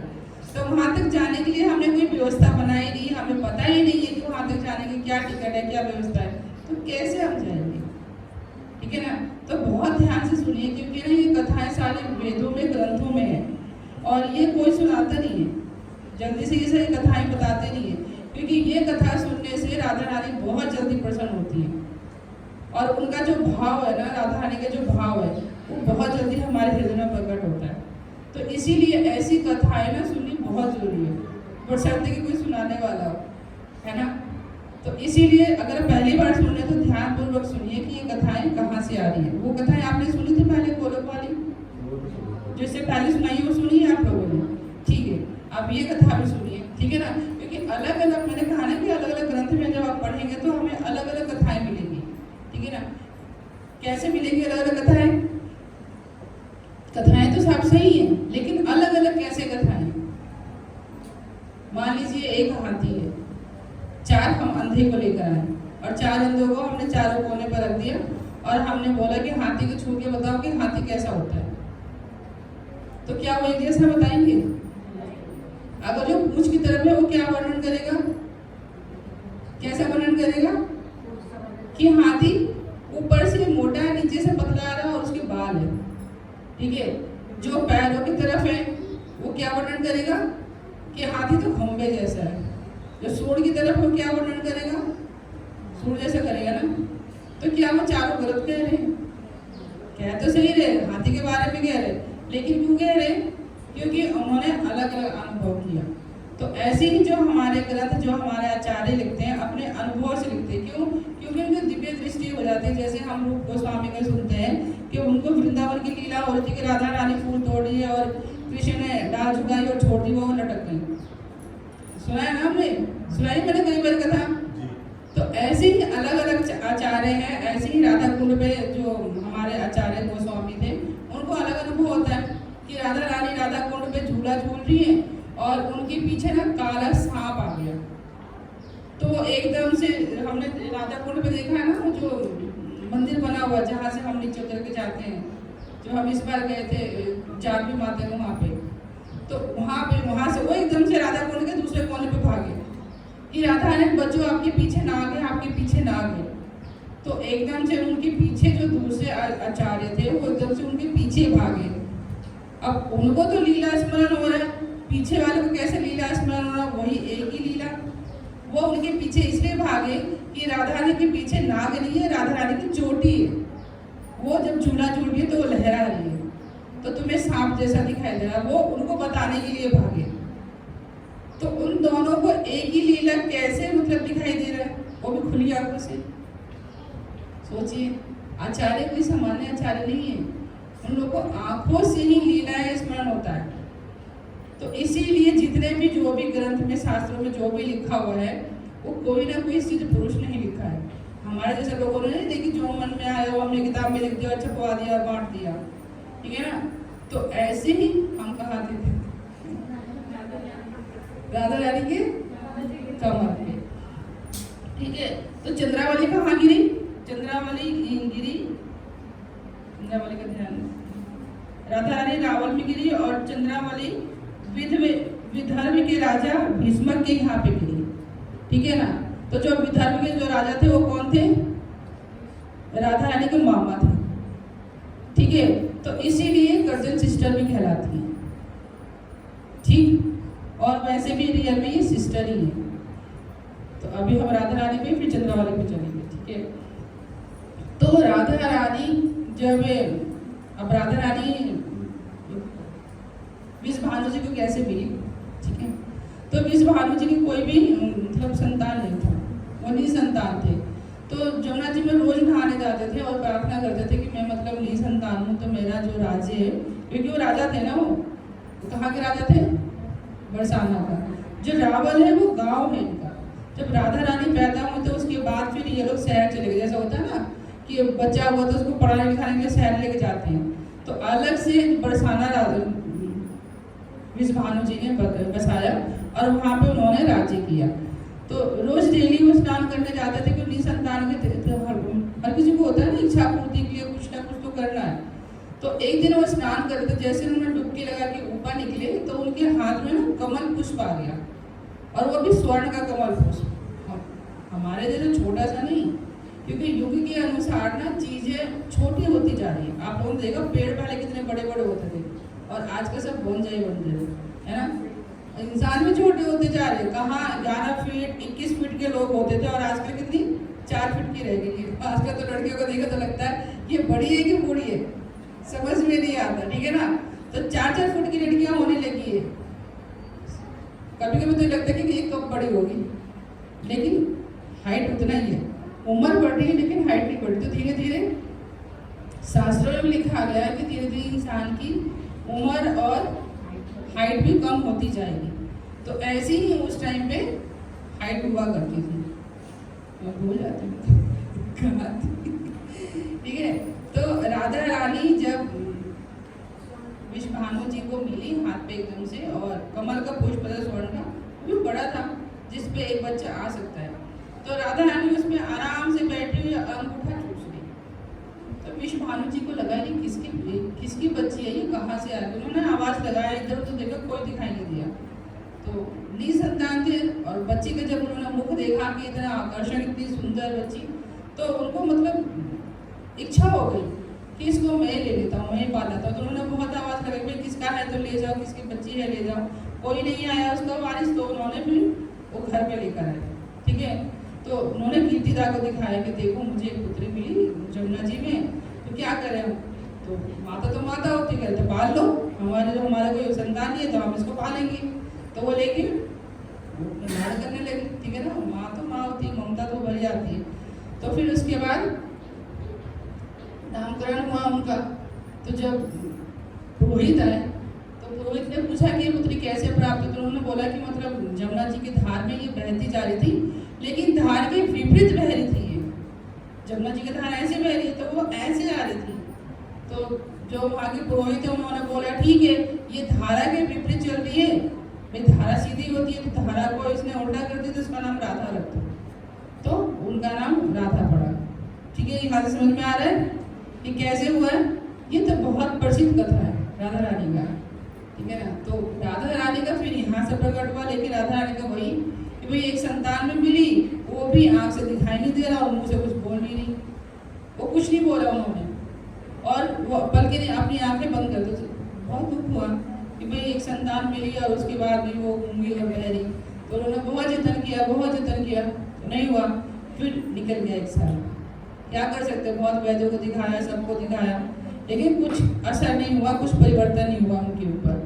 तो उसके बाद 1 साल बाद तो हमारे लाला जी रह गए, ठीक है ना। तो उसके बाद फिर उत्सव हुआ, कृष्ण का उत्सव हुआ। तो वहाँ पे दोनों दोस्त थे ना, ये नंद महाराज जी और विश्वभानु जी दोनों दोस्त थे। तो फिर इनवाइट किया गया। तो जब होता है ना छोटे बच्चों को चलो एक साथ लिटा देते हैं, तो जैसे कृष्ण का स्पष्ट हुआ राधा रानी को, जो होता है ना बच्चे खेलते हैं दूसरे को हाथ मारते हैं या फिर एक दूसरे पर चढ़ जाते हैं, तो ऐसे ही जब कृष्ण का स्पष्ट राधा रानी को हुआ तो वो दिव्य उनकी जो शक्तियाँ थी वो प्रकट हो गई, और एकदम से उन्होंने कृष्ण की तरफ आंखें खोली, और उसी टाइम पे उन्होंने कृष्ण बोला। पहला शब्द उन्होंने क्या बोला, कृष्ण बोला, और कृष्ण की तरफ उन्होंने आंखें खोली। तो फिर सबको ये लगा कि लड़का तो बहुत बड़ा चमत्कारी है, भाई इसके स्पष्ट करने से छूने से ही मेरी लड़की की आंखें आ गई और ये बोल पड़ी। तो उस दिन से वो एक दूसरे के बच्चों को बहुत मानते थे, ठीक है ना। तो इसीलिए विश्वभानु जी कृष्ण को बहुत सम्मान करते थे, अपने बच्चों की तरह मानते थे। तो इसीलिए इन दोनों के बीच में ज़्यादा नजदीकियाँ थी। तो दोस्त थे, ऊपर से वो बच्चा दिव्य निकला। तो इसीलिए मतलब ये सारी लीलाएं हुई। उसके बाद राधा रानी के और भी मतलब भाई बहन हुए। तो एक तो बहुत प्रसिद्ध वर्णन है, आप लोगों को पता होगा कि छोटा भाई उनका श्रीधामा था, पता है ना आप लोगों को, और चंद्रावली उनकी बहन थी। तो अब चंद्रावली और राधा रानी की लीला में चले, ये आगे और चले सिर्फ राधा रानी के। तो राधा रानी और चंद्रावली का दोनों का भावना बहुत अलग था। एक होता है ना कि बहुत नखरीली होती हैं, बहुत तेज दराज होती हैं, हर बात पे रूठ जाना, उनको मनाते फिरना, और चंद्रावली कैसी थी, सीधी सादी सी। इसको हम ऐसे समझ सकते हैं कि आजकल आप समाज में देखते हो ना कि लड़का किसी लड़की के पीछे और कोई लड़की उस लड़के के पीछे, ठीक है ना। तो होता है ऐसा। तो चंद्रावली कृष्ण को चाहती थी और कृष्ण किसको चाहते थे? राधा रानी को। तो जो जिसको ज्यादा चाहता है उसके नखरे भी झेलते है ना। तो कृष्ण मतलब चंद्रावली को भी पसंद करते थे। भाई ठीक है, मतलब है दोनों तो बहन ही है, लेकिन चंद्रावली बहुत आकर्षक थी, बहुत सुंदर थी चंद्रावली। कहने की तुलना में कि राधा रानी से 1% कम नहीं थी, लेकिन जेलियस बहुत करती थी राधा रानी, मान बहुत करती थी। इसीलिए तो मानगढ़ है। किसने किसने देखा मानगढ़? मानगढ़ नहीं देखा? दिखाया था ना इस पर ऊंचे टीले पे जहाँ तो मानगढ़ देखा ना प्रभु, याद नहीं है इसको? रामानुज को मानगढ़ नहीं दिखाया था जब हम उसमें चाली से खड़े होकर देख रहे थे? हाँ, मोर को देख रहे, ठीक है ना, वहीं पर था मानगढ़। तो राधा रानी जब देखो वहां जाकर मान करके बैठ जाती थी। कैसे? जैसे कि कैकेयी मैया ने गोप भवन में जाके अपना शोक जताया था। पहले जितने में महल होते थे ना, उसमें अलग से कमरा बनता था गोप भवन। गोप भवन में क्या करते थे? अगर कोई रूठ गई हो या किसी का कोई बोलते हैं क्या बोलते हैं, कोई चीज मांगना हो और नहीं मिल रहा हो या अपना गुस्सा प्रकट करना हो, तो एक अलग से महल या अलग से कमरा बनता था, उसको बोलते हैं कोप भवन, ठीक है ना। तो राजा को खबर पहुंच जाती थी कि वो रानी कोप भवन में गई है, तो उसको मनाना पड़ता है। इसको हम कैसे समझ सकते हैं? अन्ना जी का अनशन, अन्ना जी अनशन करते थे ना अपनी मांग के लिए कि भूखे प्यासे बैठ जाना। ऐसे कोप भवन होता था, भूखे प्यासे रानियां और बैठती थी, राजा को मनाना होता था। इसका वर्णन इसमें रामायण में आता ना कैकेयी का, कि कैकेयी कोप भवन में बैठ गई। तो ऐसे ही था कि मतलब राधा रानी हमेशा मान कर जाती थी। कैसे मान करती थी कि एक बार का वर्णन आता है कि कृष्ण चिढ़ाने के लिए ना, राधा रानी को चिढ़ाने के लिए चंद्रावली से मिलने जाते थे। कि जब भी राधा रानी को चिढ़ाना होता था ना, तो चंद्रावली से मिलते थे ताकि राधा रानी चिढ़े और उनकी बात माने। लेकिन राधा रानी तो राधा रानी को मानती नहीं थी, वो मनवाती थी, है ना। तो एक बार मिलने के लिए राधा रानी ने बुलाया कि उस कुंज में आना है तुम्हें और हम वहाँ पे 5 बजे मिलेंगे। तो कृष्ण बोले ठीक है। तो चंद्रावली ने भी टाइम दे दिया कि मुझे तो 4:30 बजे मिलना है। तो सोचिए चलो चंद्रावली से थोड़ा मिल के फिर मैं राधा रानी से मिलने जाऊँगा। तो चंद्रावली के मिलने के चक्कर में थोड़े लेट हो गए। तो राधा रानी तो यहाँ इंतजार कर रही है कुंज में अपनी सहेलियों के साथ में। 5 से 5:30 हो गया, वो तमतमाई हुई है बिल्कुल ही कि मैंने 5 बजे बुलाया था और 5:30 बज गया, कृष्ण अभी तक नहीं आया। तो कृष्ण तो मजे से आ रहे फूल हिलाते हुए, है ना, चंद्रावली से मिल गए। तो राधा रानी ने कृष्ण नजर से देखा, कहाँ थे? आधा घंटा हो गया, मैं कब से इंतजार कर रही हूँ। तो कृष्ण का एकदम से शब्द निकल रहा था चंद्रा। तो कृष्ण ने सोचा अरे मैं क्या बोल रहा हूँ, तो फिर मान करके बैठ जाएगी तो मेरे फिर पूरा रिमांड लेगी अच्छे से, ठीक है ना। तो कृष्ण ने बोले नहीं नहीं नहीं नहीं, मैं ना मतलब वो बोला मैं चंदा की तरह ना तुम्हें, मतलब ऐसा तुम्हारा मुख लग रहा है चंदा की तरह, बिल्कुल शांत लग रही हो तुम, दबाई हुई है। तो भाई कुछ तो तारीफ करने आ रहा है शांत करने के लिए। तो कृष्ण कह रहे नहीं नहीं मैं चंदा की तरह कह रहा हूँ कि चंदा की तरह तुम आज बड़ी सुंदर लग रही हो। तो राधा रानी कह रही अच्छा चंदा की तरह मैं सुंदर लग रही हूँ, इसका मतलब कि मेरे चेहरे पे दाग है, अच्छा तुम ये बोलना चाह रहे हो। तो कृष्ण कह रहे अरे नहीं मैं ये थोड़ा कह रहा हूँ, तुम चंदा की तरह तुम्हारा मुख सुंदर लग रहा है। तो चंदा में जो दाग होता है ऐसा होता है मेरे चेहरे में भी दाग है, जाओ मैं तुमसे बात नहीं करती। और चली गई मान करने के लिए, मान करके। अब कृष्ण मनाते जा रहे हैं। बहुत सारे आचार्यों ने इसके अलग अलग वर्णन लिखा है कि कृष्ण मतलब एकदम से झेप गए। होता है ना अचानक तो कोई शब्द निकल जाता, हम खुशी में होते कोई पूछता तो एकदम से फिर सोचते अरे कि सच बोल देंगे तो ये पकड़ लेंगे, होता है नहीं होता।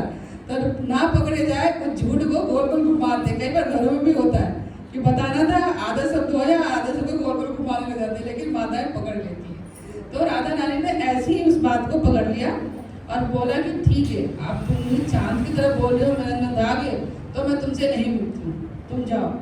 तुम्हें पता है तुम चंद्रावली से मिल के आए हो और मुझे गोल गोल घुमा रहे हो, झूठ बोल रहे हो। चंद्रावली से जाओ मिल के आओ, मुझसे मिलने की कोई आवश्यकता नहीं है। और अपनी सहेलियों के साथ में वो चली गई।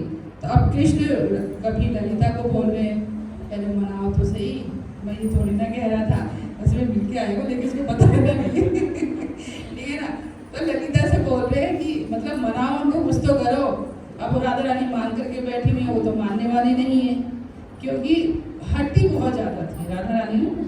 वो लीला करना है ना उन लोगों को, लीला करने के लिए तो आए, तो वो लीला जब नहीं करेंगे तो हम भक्तों को आनंद कहाँ से आएगा। आज वो हम आनंद ले रहे हैं, उसी का तो ले रहे हैं, उन्होंने लीलाएं की है। तो राधा रानी मान करके बैठी है, कभी ललिता से बोल रहे, कभी विशाखा से बोल रहे हैं कि अरे मनाओ, तो इनको मान क्यों नहीं दिए। तो दोनों मनाते मनाते थक गई कि नहीं कृष्ण आपको ये थोड़ी ना बोल रहे, वो चंदा की तरह सुंदर बता रहे हैं, देखो उसकी रोज कितनी अच्छी होती है, हम उसमें रास लीला करते हैं। तो वो नहीं मान रही, कह तुम यहाँ से चली जाओ, कृष्ण के मतलब सलाहकार मत बनो, कृष्ण के पक्ष मत लो, वो चंद्रावली से मिल के ही आया है, मुझे पता है। कथा में रस नहीं आ रहा क्या? तो पीछे मुड़ के क्यों देख रहे? नहीं, कोई आगे वो कथा सुनने आया, आपसे मिलने थोड़ी ना आया है। अगर आपसे मिलने आता तो स्पेशल आपके घर में आता ना, मंदिर में मिलने आया, इसका मतलब वो कृष्ण से मिलने आया, आपसे मिलने नहीं आया। आप कृष्ण से मिलो, कृष्ण को छोड़ के किसी और से मत मिलो। तो कथा में रस नहीं आ रहा था, हम यहाँ पर बंद कर दें, प्रसादम कर लें। इतना सुंदर कथा चल रहा है, उसके बाद भी आप सब ने पीछे मुड़ के देखना। इसीलिए आप लोगों के साथ कथा क्या बोलते, कथा भी किस्मत से मिलती है, ठीक है ना। अगर कथा आपको मिल रही है तो सौभाग्य समझो कि आपको कथा मिल रही है कृष्ण और राधा रानी का सुनने का, ठीक है ना। टीवी में मिलता है तो, लेकिन टीवी में आपको पता ही क्या मिलता है। तो जब राधा और कृष्ण की जब ये लीला चल रही थी, हम लीला में हो गए ना पीछे, जो आनंद आता खुलन डल गया, ठीक है। तो राधा और कृष्ण का जब ये लीला चल रहा था तो ललिता और विशाखा ने बहुत प्रयास किया, वो नहीं माने। कृष्ण ने बहुत प्रयास किया कि मान जाओ राधा रानी, मान जाओ, लेकिन राधा रानी नहीं मानी। तो उसके बाद कृष्ण ने क्या किया, राधा रानी को मनाने के लिए कृष्ण मोर का होता है ना, मोर का पंख, उसको बना के आप लोगों ने देखा होगा कि बहुत सारे उसमें, हाँ वो रासलीला में करते हैं, डांस करते हैं। तो कृष्ण मोर के पंख बहुत सारे लगा के और डांस करने लगे, मोर की तरह नाचने लगे। तो उनको नाचते हुए देख के राधा रानी बहुत तेज हंसी। होता है ना हमारे सामने, हम कोई उठ के बैठे हैं, कोई एक्टिंग कर ले, उल्टे सीधे एक्टिंग करे तो हंसी आ जाती है, हंसी आती है, वहीं पे सारा मान खत्म हो जाता है। तो ऐसे ही राधा रानी ने जब कृष्ण को देखा ऐसे मोर की तरह नाचते हुए, उल्टे सीधे हरकतें करते हुए, तो वो हंस पड़ी। तो जब वो हंस पड़ी तो राधा और कृष्ण दोनों मोर बन के नाचे। तो ये कहाँ पे लीला हुई थी? मोर कुटीर पे। आज भी वो है जगह जहाँ पे राधा कृष्ण मोर बन के नाचे, वहाँ पे मंदिर भी है राधा कृष्ण का, उसको मोर कुटीर ही बोला जाता है। तो ये सारी लीलाएं हमें जानने की आवश्यकता है। वृंदावन जा रहे हैं, नाली गोबर देख रहे हैं, तो इसका मतलब कि हमारा जो दिव्य दृष्टि है ना वो पहुँची नहीं है। दिव्य दृष्टि पहुँचने के लिए हमें कानों के माध्यम से अपनी दिव्य दृष्टि खोलनी होगी। होता है जब कान में हम दवाई डालते हैं तो कान और आँख और मुँह सबके कनेक्शन ही किए, तो जब कानों से जब कथा सुनते हो, कानों के अंदर से जब आप पीते हो ना, तब आँखें आपकी खुलती हैं। समझ में आ रहा है? तो वृंदावन देखने के लिए कानों से देखो। अब जब भी जाओ ना तो अपनी आंखों को लेके मत जाओ, अपने कान के रस के माध्यम से उस रास्ते से वृंदावन को देखने का प्रयास करो। इसीलिए कथाएं की जाती है। जब हम लोग जाते हैं, आपने जो भी जगह देखी है वहाँ की कथा होती है, वहाँ की लीला होती है, तब आपको समझ में आता है अरे ये जगह इतनी महत्वपूर्ण थी, हमने तो बस ऐसे घूम के आ गए, गोलगप्पे कचौड़ी खा के आ गए। तो वृंदावन गोलगप्पे कचौड़ी के लिए नहीं है, वृंदावन दिव्य धाम। उसके बारे में आप जब तक नहीं सुनोगे, नहीं समझोगे, तो कुछ नहीं पता चलेगा। मोर कुटीर में क्या हमें दिखा? पत्थर दिखे, घास दिखे और पेड़ के पेड़ दिखा। कुछ और दिखा? कुछ और महसूस हुआ? नहीं, क्योंकि हमें लीला ही नहीं पता है। तो यही लीला राधा और कृष्ण की कहाँ पे हुई? मोर कुटीर। ऐसी ही रासलीला भी हुई है। रासलीला जब राधा और कृष्ण की रासलीला हुई तो उसमें चंद्रावली नहीं गई, ठीक है ना। क्योंकि चंद्रावली से राधा रानी थोड़ा सा जेलिस होता है ना कि मेरे बराबर सुंदर है, कहीं कृष्ण उधर की तरफ ना चले जाए, उधर ना फिसल जाए, तो मैं उनको बांध के रखूँ। होता है जब लड़कियाँ, ये तो भौतिक संसार है, कहना नहीं चाहिए, लेकिन समझाने के माध्यम से कह रही हूँ कि जब लड़कियाँ होती है ना तो अपने जो फ्रेंड होते हैं उनको अलग से रखती है कि मेरी सहेली के साथ में ना हो जाए, मुझे छोड़ ना दे। तो ऐसे ही राधा रानी का ये तो दिव्य लीला है, लेकिन अब समझाने के माध्यम से आपको समझा रही हूँ ताकि थोड़ा सा इजीली समझ जाओ। तो ऐसे ही राधा रानी चंद्रावली से थोड़ा सा करती थी कि उधर की तरफ डाइवर्ट ना हो जाए, उधर की तरफ ना चले जाए, ज़्यादा महत्व उसको ना देने लग जाए। तो अपने रासलीला में राधा रानी ने चंद्रा तो चंद्रावली की इच्छा हुई कि मुझे भी कृष्ण के साथ में रासलीला करना है। तो कृष्ण ने दूसरे पूर्णिमा पे अलग से चंद्रावली के साथ में रासलीला किया। तो वो स्थान कहाँ पे है? चंद्र सरोवर पे, ठीक है ना।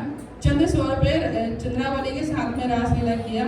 वो स्थान भी आपका जब हम गोवर्धन की परिक्रमा करते हैं तो उसी के बीच पे आता है। तो चंद्र सरोवर पे बहुत महत्वपूर्ण है। वहाँ पे सभी देवी देवता रोज नहाने आते हैं, रोज डेली नहाने आते हैं चंद्र सरोवर पे। और कहा जाता है कि अगर शरीर में कोई भी रोग हो, कोई भी परेशानी हो, आपने उसमें स्नान कर दिया तो वो दूर हो जाता है। और हम लोग का आजमाया हुआ है कि कोई भी कैसी भी परेशानी हो तो चंद्र सरोवर में हमें, जो भी वृंदावन में जितने सरोवर है ना, हमें उसमें जरूर स्नान करना चाहिए। अगर स्नान करने की सुविधा ना हो तो आचमन तो अवश्य करना चाहिए। आचमन भी स्नान के बराबर ही होता है, फल थोड़ा सा कम होता है, बट 50 नहीं तो 80% मिलता है, 100% नहीं मिलता है, लेकिन हमें आचमन करना बहुत आवश्यक है। लेकिन जब हम जमुना जी में आचमन करते हैं तो हमारा भाव क्या होता है? प्रभु जी ने किया होगा, माता ने किया होगा, क्या भाव होता है? जब हम वृंदावन में आचमन करते हैं, जमुना जी में आचमन करते हैं, जमुना जी को देखते थे, हमारा भाव क्या होता है? बताइए बताइए, अपना भाव बताइए। ये तो कथा नहीं, ये तो भाव है ना। भाव तो बता सकते हो ना, आपके मन में क्या भाव आया? कौन कौन नहाया, आचमन किया जमुना जी में? नहीं, आचमन में नहीं किया। हाथ तो खड़ा करो, उसको आचमन बोलते हैं। जो छींटे मारते हैं उसको आचमन बोलते हैं, ठीक है ना। तो क्या भाव आया? हाँ, तभी तो किया। जब आचमन आप कर रहे थे उस टाइम आपका भाव क्या था? मैं ये जानना चाहती हूँ। माता के तट पे खड़े, इसलिए माता से अपना को ले रहा है। कोई भाव ही नहीं आया, पानी डाल लिया, हो गया।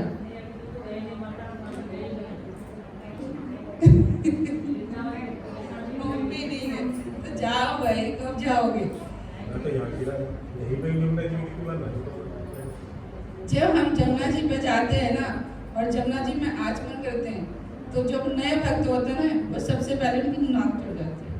नाली का पानी, इसमें आचमन करने को बोल रहे, कैसे आचमन करना है, कौन सी जमुना मैया है, ये भाव आता है सबसे पहले। आप झूठ बोलो या सच बोलो, जितने भी नए भक्त आते हैं उनकी नाक पहले चढ़ती है। क्यों? क्योंकि उनके अंदर वो भाव नहीं होता। उनके अंदर भाव होता है कि नाली का पानी आ रहा है, और उसी नाली के पानी से जितने संत हैं, जितने आचार्य, जितने हमारे महात्मा जहाँ पे वृंदावन में रहते, रोज डेली वो 2 बजे 4 बजे उसी में नहा के तृप्त हो रहे। और उनके चेहरे का तेज देखो, अगर आप जितने भी वृंदावन के बाबा हैं उनके चेहरे का तेज देखो। आप तो रोज डेली सामने से नहा रहे हो, इतनी चमक नहीं आ रही, जितनी चमक उनके चेहरे से आती है। कभी जाके देख रहा बाबा को, पूछा बाबा कौन से साबुन से नहाते हैं, तो जमुना जी की मिट्टी लगाते हैं और उंगली में नहाते हैं। तो उसी नाली के पानी जो आप बोल रहे हो, वो नाली के पानी नहीं, वो अमृत है। हमें लग रहा है वो नाली का पानी है, लेकिन जब वो उस पानी के अंदर जब मिल जाता है तो वो अमृत बन जाता है, ठीक है ना।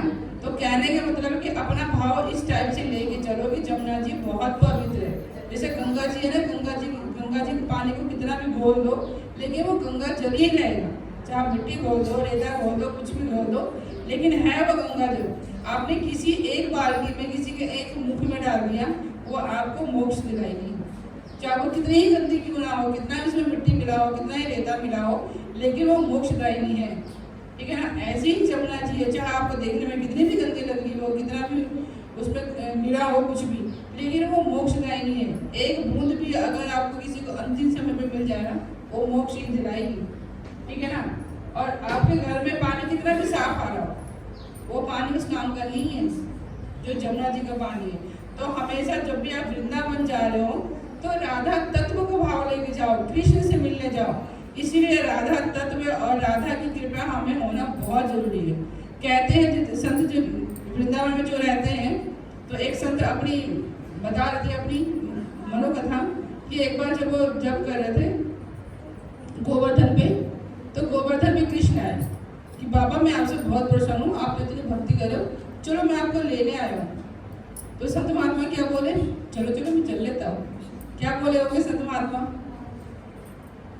बोले नहीं नहीं, मुझे आपके साथ में नहीं जाना, आप तो वैसे ही टेढ़े हो, पता नहीं किधर टेढ़े होके निकल गए, किसके पीछे भाग लिए, तो मैं कहाँ अकेले ढूंढता मिलूंगा।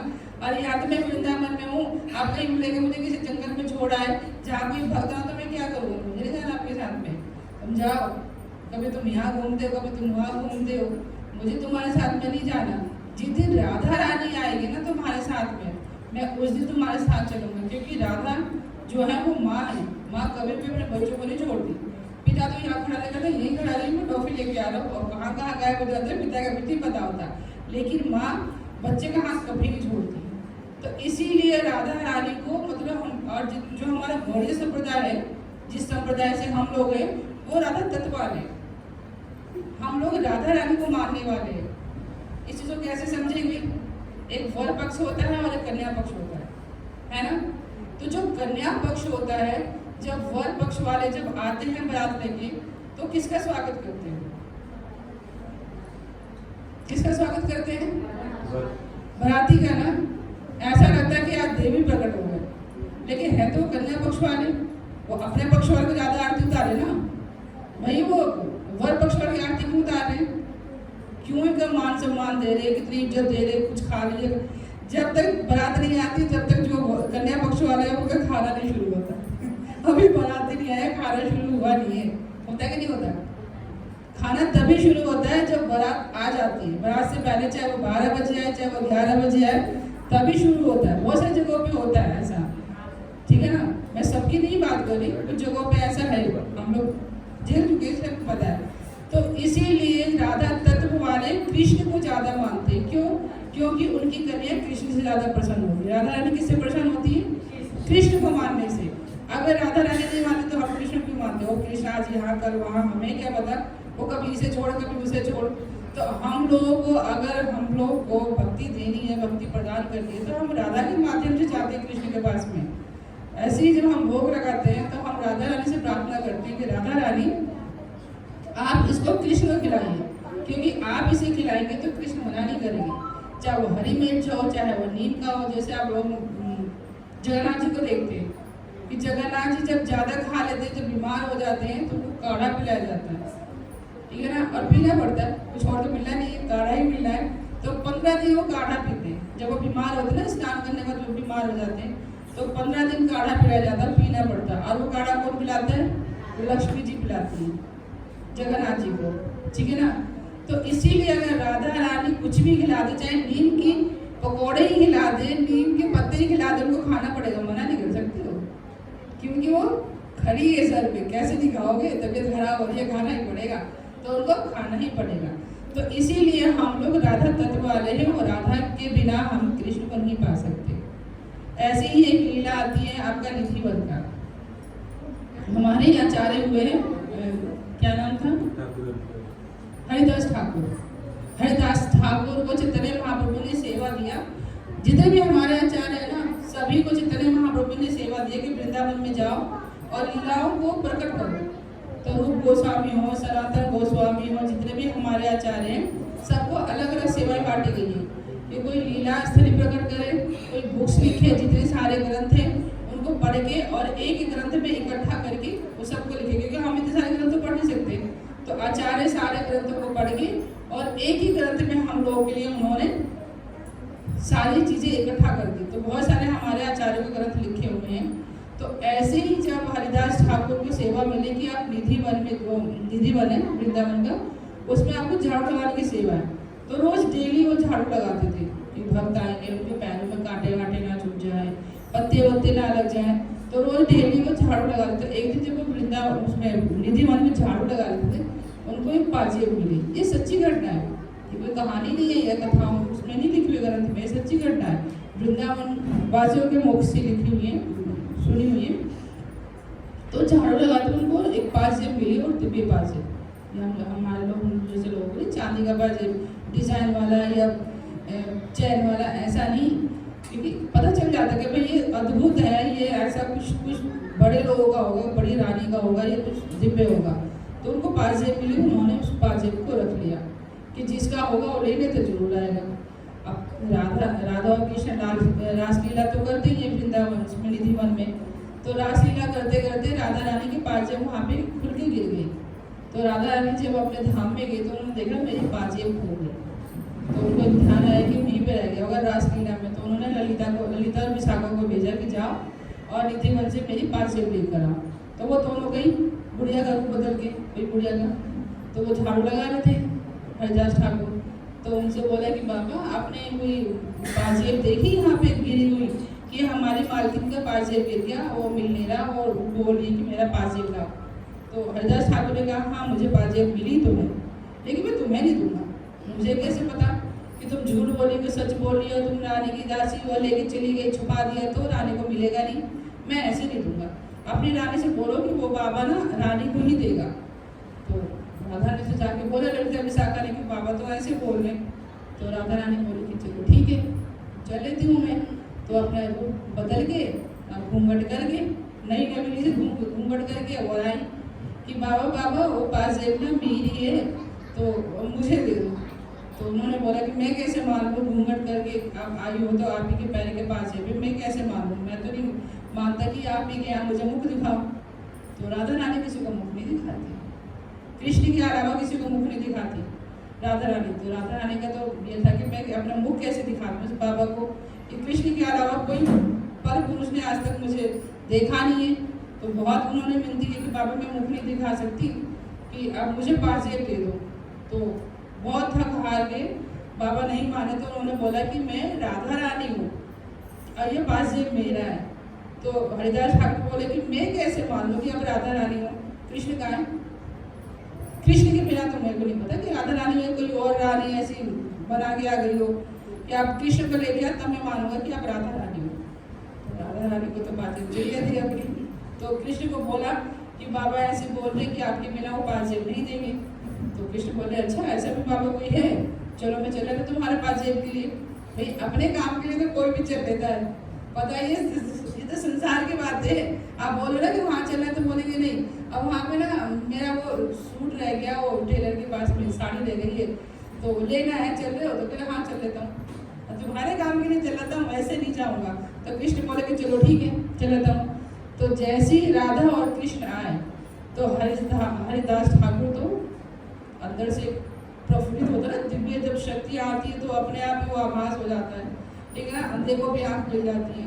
तो उनकी जो दिव्य चेतना है एकदम से वो प्रकट हो गई और फिर कृष्ण को और राधा रानी को देखते ही वो चरणों में गिर गए। और राधा रानी ने अपने पाजेब से उनके माथे पे ऐसे स्पष्ट किया। तो आज भी कई गौड़ीय संप्रदाय से एक अलग से परंपरा निकाले। तो कई बार आपने देखा होगा कि बीच में वो लाइन सी लगाते हैं गौड़ीय संप्रदाय वाले लाल रंग का, वो हरिदास ठाकुर वाला जो कथा है ना, जब राधा रानी ने जब स्पष्ट किया माथे पे तो एक अलग से निशान बन गया। तो उन्होंने जितने भी उस आचार्य गए थे उन्होंने फिर वही परंपरा शुरू कर दी। फिर चैतन्य महाप्रभु ने भी कुछ नहीं कहा। चैतन्य महाप्रभु ने बोला कि ठीक है अगर राधा रानी ने आपको ये निशान दिया है, आपको चिन्ह दिया है तो ठीक है आप इसे ही ग्रहण कीजिए। तो बहुत सारे हमारे गौड़ीय परंपराएं में कुछ अलग सा भी टीका है। तो ये सच्ची कथा है। और फिर अब जब जिसको राधा रानी और कृष्ण ने स्पष्ट कर दिया हो तो क्या उसको दोबारा ये भौतिक संसार मिलेगा? तो इसीलिए कहा जा रहा है कि जैसे माता जी ने, बुरा मत मानिए माता जी, मैं लेके चल रही हूँ आपकी बात को, कि जैसे माता जी ने बोला कि बाकी बिहारी बुलाएंगे, बहुत सारी माताएं यहाँ पे भी आती हैं कि हमारी माता मुझसे बोलती है कि हमारी मन्नत है कि कृष्ण पूरी कर देंगे तो हम वो काम करेंगे। तो क्या हम कृष्ण से व्यापार कर दें या हमने कुछ ऐसा काम किया कि कृष्ण हमें बुलाए? तो इसीलिए अगर मोदी से मिलना है तो मोदी के जो मनो अनुकूल है, जो मोदी चाहता है उसके अनुसार अगर हम कार्य करते हैं तो मोदी तो तैयार खड़ा गया, कुछ आप अनोखा करो, कुछ देश के लिए करो, समाज के लिए करो, तो स्वागत तो करते हैं, हर किसी को करते हैं।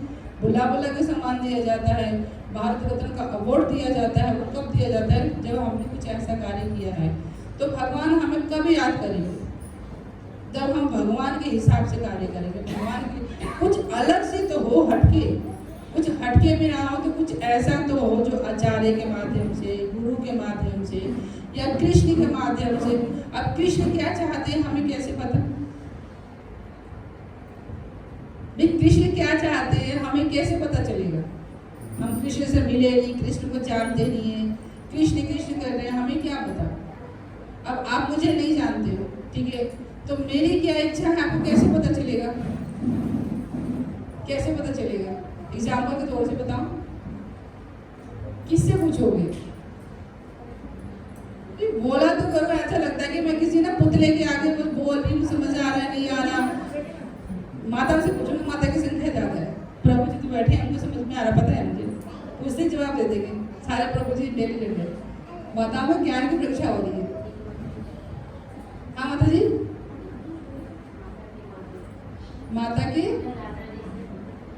नहीं, मैं अभी तुम्हारी बात कर रही हूँ कि मेरी क्या इच्छा है, मैं क्या चाहती हूँ, आप मुझे नहीं जानते हो, तो आपको कैसे पता लगाना है कि मतलब हरे कृष्ण सेंटर में सेवा करनी है, तो मैं कैसे सेवा कर सकती हूँ? वहाँ पे क्या जरूरत है, क्या वहाँ की नीड है? मैं आपको जानती हूँ तो आपको क्यों बताऊंगी कि मेरी क्या इच्छा है?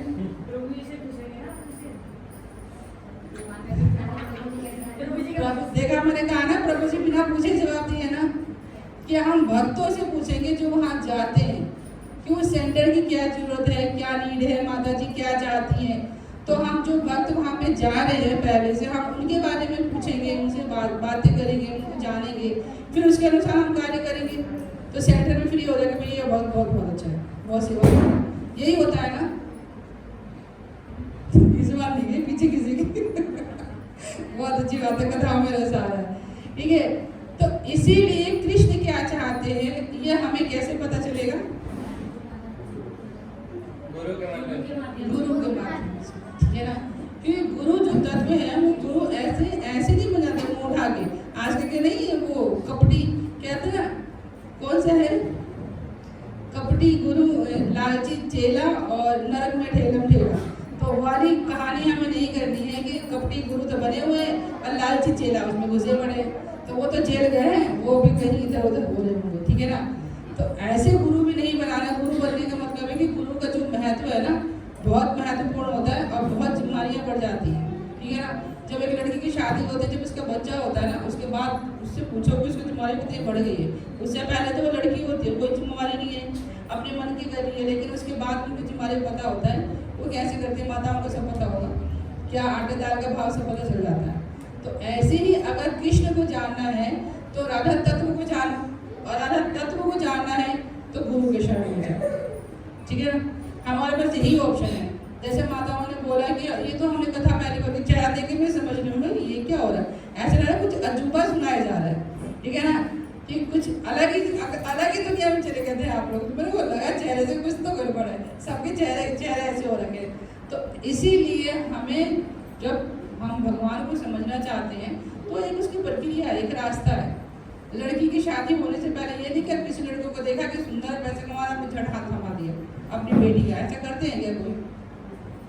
अगर वो आपको चीज़ अच्छी लग रही है तो पहले उसकी आप छानबीन करोगे, जो उसको जानता है उसके बारे में पूछोगे, खबर निकालोगे, आपके अनुकूल है या नहीं है, उसके हिसाब से बात आगे चलाओगे।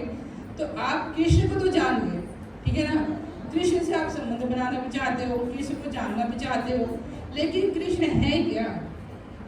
कृष्ण किसके हैं? हम उनको कैसे जान सकते हैं, वहाँ तक कैसे पहुँच सकते हैं? इसकी प्रक्रिया को हमें फॉलो करना है, इसको हमें जानना है। कि राधा तत्व का मतलब ही यही है कि सिर्फ ये नहीं कि राधा और कृष्ण का श्रृंगार किया और गाना गाया, नाचा और गाना, सिर्फ यही नहीं है, हमें भक्ति में आगे बढ़ना है। अगर हम यहाँ आए हैं तो यहाँ से निकलने का रास्ता क्या है?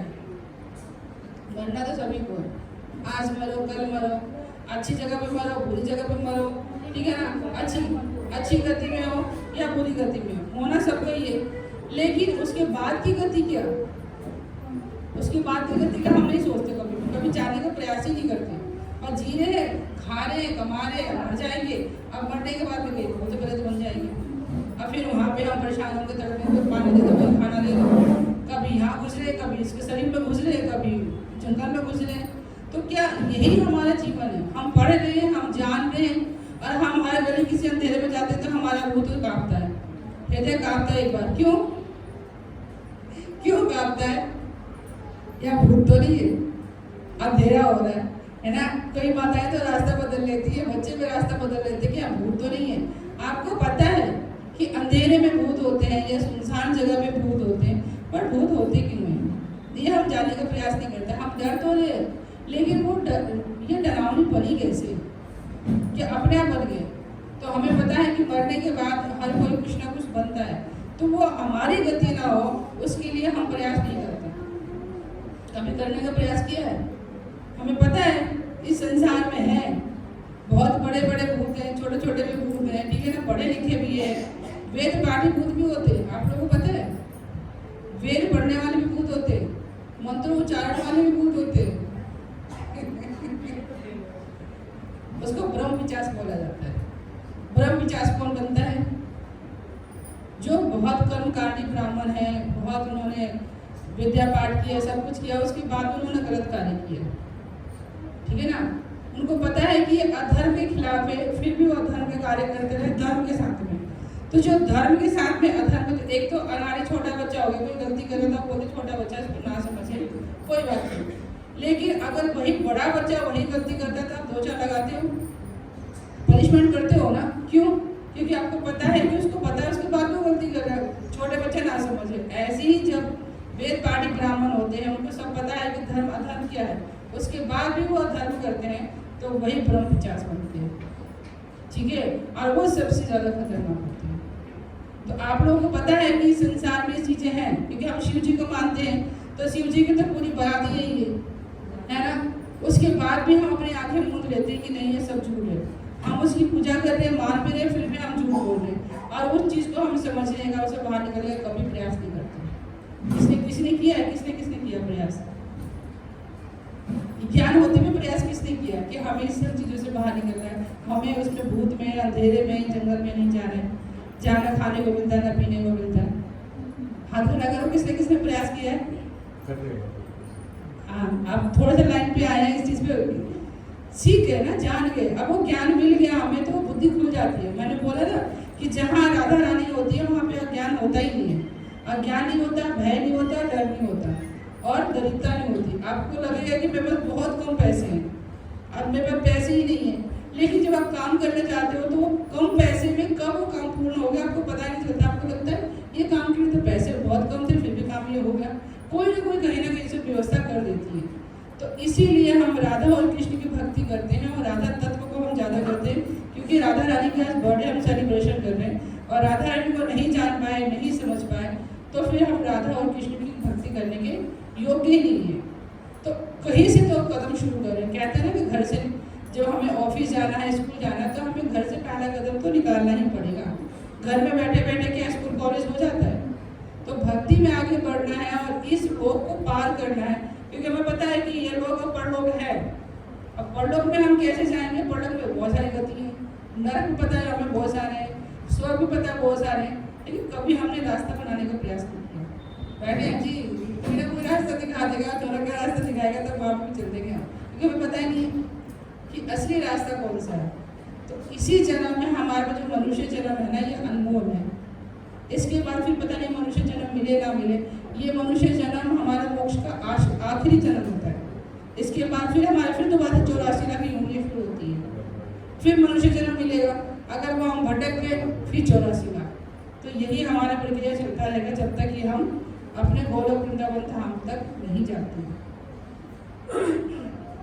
अगर हम स्वर्ग भी चले गए तो भी हमें यहाँ आना पड़ता है। अगर हम ब्रह्मलोक भी चले गए तब भी हमारे पुण्य खत्म होने पर हमें आना पड़ता है। कैसे? कोई 2 स्टार में जाता है होटल में, उसको 2 स्टार के अकॉर्डिंग मिलता है खाना, ठीक है ना, अपने आप रोटी डालिए, अपने आप सब्जी डालिए। 3 स्टार में जाता है, थोड़ी सी सर्विस और अच्छी हो जाती है, आपको प्लेट अच्छे से साफ सुथरा करके मिलता है, आपको चम्मच से रोटी डाली जाती है, खड़े रहते हैं कि रोटी खत्म होगी तो दूसरी रोटी डालेंगे, सब्जी और चाहिए था आपको सब्जी अपने आप डालनी नहीं पड़ती। फिर 5 स्टार 9 स्टार में जाते हो, आपको चांदी की प्लेट वगैरह मिलती है, खूब वेटर मिलते हैं, अच्छे खाना मिलता है आपको, ठीक है ना, देसी घी में बना है। और आपने सुना भी होगा कि कई लोग जो हम सुबह की चाय पीते हैं वो शायद 50 पैसे की भी नहीं होती होगी, जब हम चाय कॉफ़ी पीते हैं, इससे कम की होती होगी ना चाय। 1 कप चाय और कॉफ़ी जो खर्चा आता होगा 50 पैसे, 1 रुपया मान लो, 1 रुपये की 1 कप हो गया चाय। बाहर तो 10 रुपये की मिलती है, घर में सस्ता पड़ता है ना। वही चाय अगर 5 स्टार और 9 स्टार होटल में आप जाके पीते हो वही 1 कप, तो आपका 1 लाख का, 2 लाख का, 5 लाख का हो गया।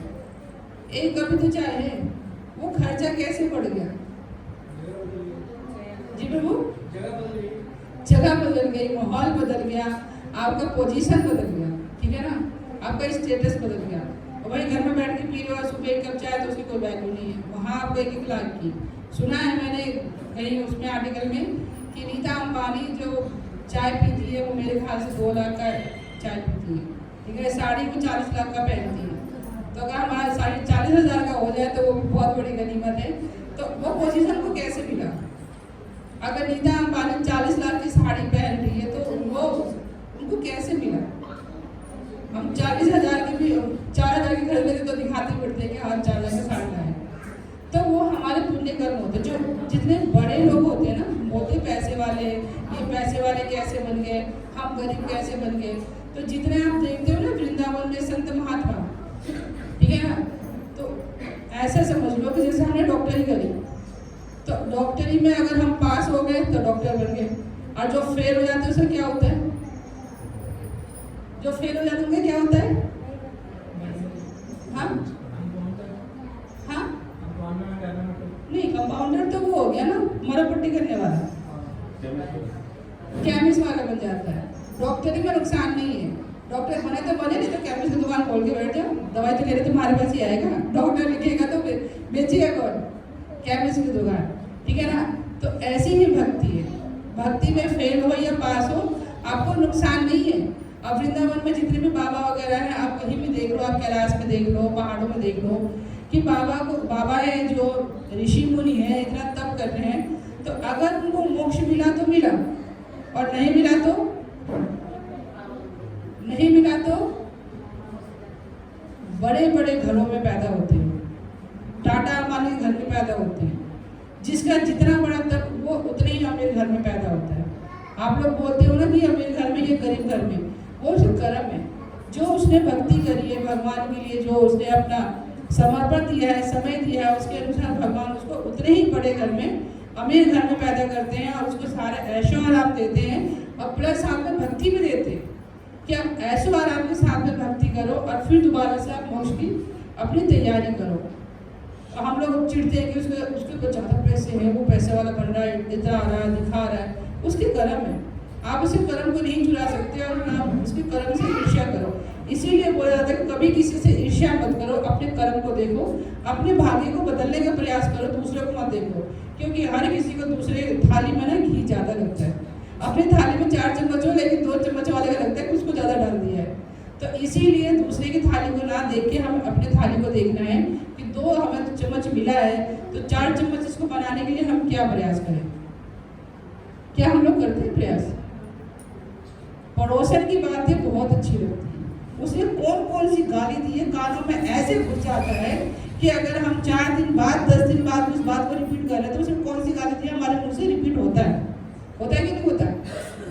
लेकिन भगवान की कथा में 2 साल से कौन सी बातें कब बोली गई पता ही नहीं। पूछो, मुंह ऐसे बंद रहता है कि जैसे कि फेविक्विक होता है ना, वो चिपका के आएंगे, मुंह खुलेगा ही नहीं। और अभी पड़ोसन की बातें बोल दो, ऐसे लगता है कि रसगुल्ले लगे अंदर, ऐसे रसीले शब्द निकलते हैं, वो जो गाली दी है ना, ऐसे सुरीले से निकलते हैं, बिल्कुल मुंह बंद नहीं होता, स्पीड बढ़ जाती है बोलने की, नहीं बातें ही समझ लीजिए, ठीक है।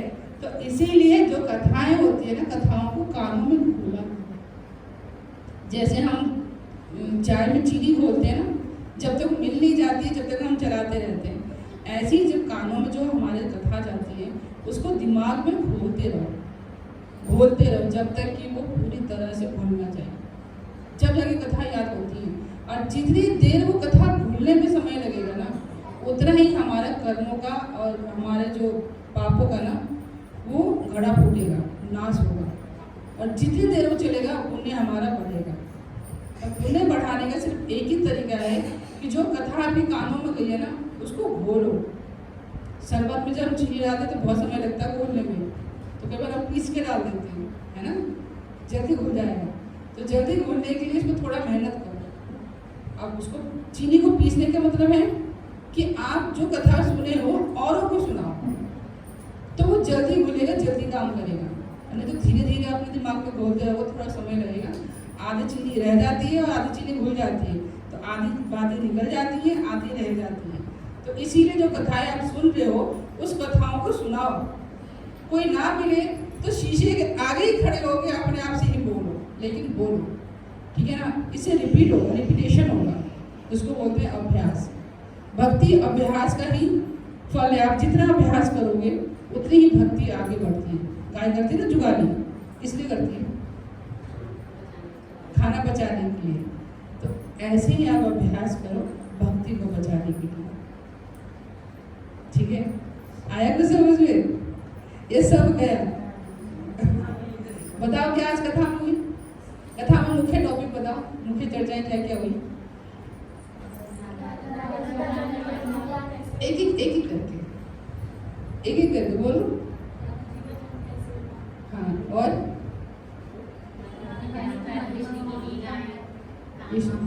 कौन सी लीलाएं ज्यादा महत्वपूर्ण लगी, जो अच्छी लगी? हरे कृष्णा का हरे कृष्णा मंत्र का मतलब समझ में आया, और मोर कुटीर का, और मानगढ़ का, ठीक है। कि राधा रानी बहुत मान करती है, वो हर बात में मान कर देती है। कृष्ण क्या करते हैं? उनकी प्रसन्नता करते हैं, कोशिश करते हैं कि कृष्ण ये ना रूठ रह जाए, है ना। क्योंकि होता है ना, जब कोई घर में ऐसा होता है ना, जब बात बात पर रूठ जाता है तो बोलने से पहले सोचना पड़ता है कि ये फिर नाराज ना हो जाए, फिर इसको मनाना पड़ेगा, कोई ऐसी बात ना हो जाए जो इसके विपरीत हो। तो हम लोग कोशिश करते हैं कि उसके सामने उसके मन के अनुसार बात करें कि कहीं ये रूठ ना जाए। तो राधा रानी के सामने कृष्ण ना बहुत मतलब शायर की तरह बन जाते थे। वैसे तो बहुत बोलते ना धुरंधर है, औरों के लिए बहुत धुरंधर थे, लेकिन राधा रानी के सामने बिल्कुल ऐसे भिक्की बिल्ली नहीं हो जाते, उस टाइप के हो जाते थे। पता नहीं मैं कुछ बोला और ये मान कर बैठे, ठीक है ना। तो मान करने के लिए भी ना अलग से भगवान बना हुआ था उनका, बिल्कुल इतनी सी जगह, बिल्कुल अंधेरा कि यहाँ पर मोमबत्ती भी जलाओ तो कोई इंसान ना दिखे, ऐसी उनकी जगह थी। कृष्ण ढूंढते रह जाते थे, वो मिलती नहीं थी। सारी सखियों के सेवा में लगा थे, ढूंढ गया कहाँ है राधा रानी, है कहाँ, मैं मनाऊँ कहाँ उनको। तो आपको बरसाने में भी एक ऐसी जगह मिलेगी जहाँ पे बिल्कुल अंधेरा है, और जो वहाँ के पंडित लोग हैं वो मोमबत्ती अंदर जला के और जाके नीचे उसमें है जाके दिखाते हैं आपको, जब जाके वो जगह दिखती है। आप सोचोगे कि राधा रानी को बैठती कैसे थी, ऐसी ऐसी जगह ढूंढती थी जहाँ कृष्ण को ढूंढना पाए, और राधा रानी को मजा आता था और कृष्ण को सताने में, ढूंढने में, और कृष्ण को मजा आता था राधा रानी को ढूंढने में, मनाने में। तो ये सारी लीलाएं वृंदावन में हुई है। जब हम सुनते हैं तो उस टाइम पे तो जो हुई है, लेकिन जो हम कथाएं करते हैं उसका आनंद अलग ही होता है। और जब हम वो लीला स्थली देखते हैं तो ऐसा लगता है कि हमारे आंखों के आगे हो रहा है, कृष्ण कर रहे हैं, राधा रानी ऐसा कर रही है। तो कृष्ण को बहुत आनंद आता था राधा रानी को मनाने में। आज जब वो मनाते मनाते थक जाते थे तो लास्ट में वो क्या करते थे, बहुत जैसे इस टाइम पे तो मान गए, बहुत बारी उन्होंने एक्टिंग किया तो हंस पड़े। कई बार वो नहीं हंसते थे, नहीं मानते थे, तो कृष्ण क्या करते थे, राधा रानी को लास्ट हथियार क्या था कृष्ण का राधा रानी को मनाने का? वो तो आनंद के टाइम पे था, बुलाने का था राधा रानी को। तो बांसुरी तोड़ देती थी, बांसुरी बजाने में चढ़ाने के लिए पकड़ के तोड़ देती थी, या छीन के भाग जाती थी। राधा रानी ने बांसुरी छीनी है। ये कहाँ पे है मंदिर? बंसी जो, हाँ, निधिवन में। निधिवन में देखोगे राधा रानी बंसी लेके खड़ी है, वहाँ पे कृष्णा नहीं है। और सखियाँ उनकी इतनी चतुर थी, उनके इशारे पे काम करती, पूरी सेना बना रखी थी राधा रानी ने। पूरी टीम थी उनकी, 8 सखियों की टीम थी, और सारे राधा रानी के इशारे पे करती थी। अगर राधा रानी ने बोला कि कृष्ण को तंग करना है तो करना है, फिर कृष्ण की नहीं मानती थी वो, राधा रानी के पक्ष की थी वो, ठीक है ना। तो ऐसे ही तो क्या पूछा था मैंने अभी? हाँ, लास्ट में कृष्ण क्या करते थे? लास्ट ऑप्शन कृष्ण का क्या था राधा रानी को मनाने का? चरणों में पड़ जाना। जब कोई चरणों में पड़ जाता है तो बहुत कठोर दिल में पिघल जाता है। तो राधा रानी इतनी कठोर थी नहीं, जब कृष्ण उनके चरणों में पड़ जाते थे कि अब मैं हारा, अब मेरे बस का नहीं, अब तो मान जाओ, तो फिर राधा रानी मान जाती थी। लेकिन इसके अलावा कोई ऑप्शन है ही नहीं। तो इसीलिए आपने कई फोटो में देखा होगा कि कृष्ण राधा रानी के चरणों में पड़े हुए, और कृष्ण राधा रानी को अपने गुरु तत्व में मानते थे कि कृष्ण को सब कुछ राधा रानी सिखाती थी। वैसे तो बहुत तेज है, लेकिन कई मामलों में वो बहुत सीखे थे कृष्ण। तो उस जगह पे वो कैसे उसको कार्य को करना है, कैसे प्रेजेंट करना है, कैसे किसको हैंडल करना है, ये सब राधा रानी सिखाती थी। और राधा रानी से पूछते थे कि ये कार्य ऐसे है, वो दुष्ट ऐसे कर रहा है, तो मैं क्या करूँ। तो राधा रानी को गाइडेंस करती थी। होता है ना, माताएं घर में प्रभु जी को गाइडेंस करती है, कुछ होता है तो माताओं से पूछा जाता है क्या किया जाए। तो ऐसे ही कृष्ण राधा रानी को हमेशा ऊंचे स्थान पे रखते थे, सम्मान देते थे। क्यों? क्योंकि राधा रानी हमेशा कृष्ण के प्रति समर्पित थी। राधा है तो कृष्ण है, कृष्ण है तो राधा है। क्योंकि जब कृष्ण चले गए तो राधा रानी बिल्कुल बेजान हो गई। जैसे बोलते हैं ना कि सिर्फ शरीर में हड्डी हड्डी रह गई, मांस है नहीं, सांसें चल रही हैं। तो हमेशा हाय कृष्ण करती थी जब तक कि वो कृष्ण उनको लेके नहीं गए। तो ऐसा विरह भाव भी होना चाहिए। हम प्रेम को देखते हैं, लीलाएं देखते हैं, लेकिन राधा और कृष्ण का हम विरह कभी नहीं देखते कि राधा रानी ने कितना विरह किया है। ऐसा कोई विरह मतलब होगा नहीं संसार में। तो इसीलिए जब भक्ति में हमें विरह मिलता है, दुख मिलता है, तो प्रसन्न होना चाहिए कि भगवान हमें देख रहे हैं और हमारे लिए चिंता कर रहे हैं। कृष्ण द्वारका में बैठे बैठे राधा रानी के बारे में चिंता करते थे कि राधा रानी मेरे लिए विरह कर रही है, और राधा रानी वृंदावन में करती थी और कृष्ण द्वारका में उस विरह भाव को महसूस करते थे। तो आपका विरह और प्रेम ऐसा होना चाहिए कि कृष्ण तक जाए जैसे राधा रानी में जाती है। तो राधा और कृष्ण का जो प्रेम है, जो भक्ति है ना, इतनी आसान नहीं है। बहुत जन्मों के पुण्य जब तब इकट्ठे होते हैं ना, तब जाके भक्ति मिलती है। वरना इतने सारे लोग हैं जीएनडी में, वो यहाँ तक क्यों नहीं आ पा रहे, इतना समझाने के बाद भी नहीं आ पा रहे। सौभाग्य उनका ना उज्ज्वल नहीं हुआ, प्रफुल्लित होता है, जैसे बीज स्फुलित होता है। ऐसी जब हमारी भक्ति रहता बीज जब अंकुरित होता है ना, तब हमें भक्ति मिलती है। भक्ति इतनी आसान नहीं है मिलना। और भक्ति तत्व को समझाना और समझाने के बाद समझ जाना बहुत दुर्लभ है, बहुत ही ज़्यादा दुर्लभ है। तो अगर आप लोगों को मिल रहा है और आप समझ पा रहे हो, तो अपने आप को सौभाग्यशाली समझिए कि आपके कानों में वो रस जा रहा है। ठीक है ना? तो बहुत धन्यवाद आप लोगों का कि इतने ध्यान से सुने और समझने का प्रयास किया। नई नई कथाएं, लेकिन हम भी बहुत मुश्किल से कथाएं सुन के लेकर आते हैं आप लोगों के लिए, ताकि भक्तों का लाभ हो। अगर कोई क्वेश्चन हो, कुछ जानने की इच्छा हो, कुछ रह गया हो आप लोगों के मन में, तो आप लोग क्वेश्चन पूछ सकते हैं। कोई इच्छाएं हो, कुछ समझ नहीं आया हो, तो इसी में माताएं पीछे, ठीक है ना? अभी तो को बढ़ा तो कोने में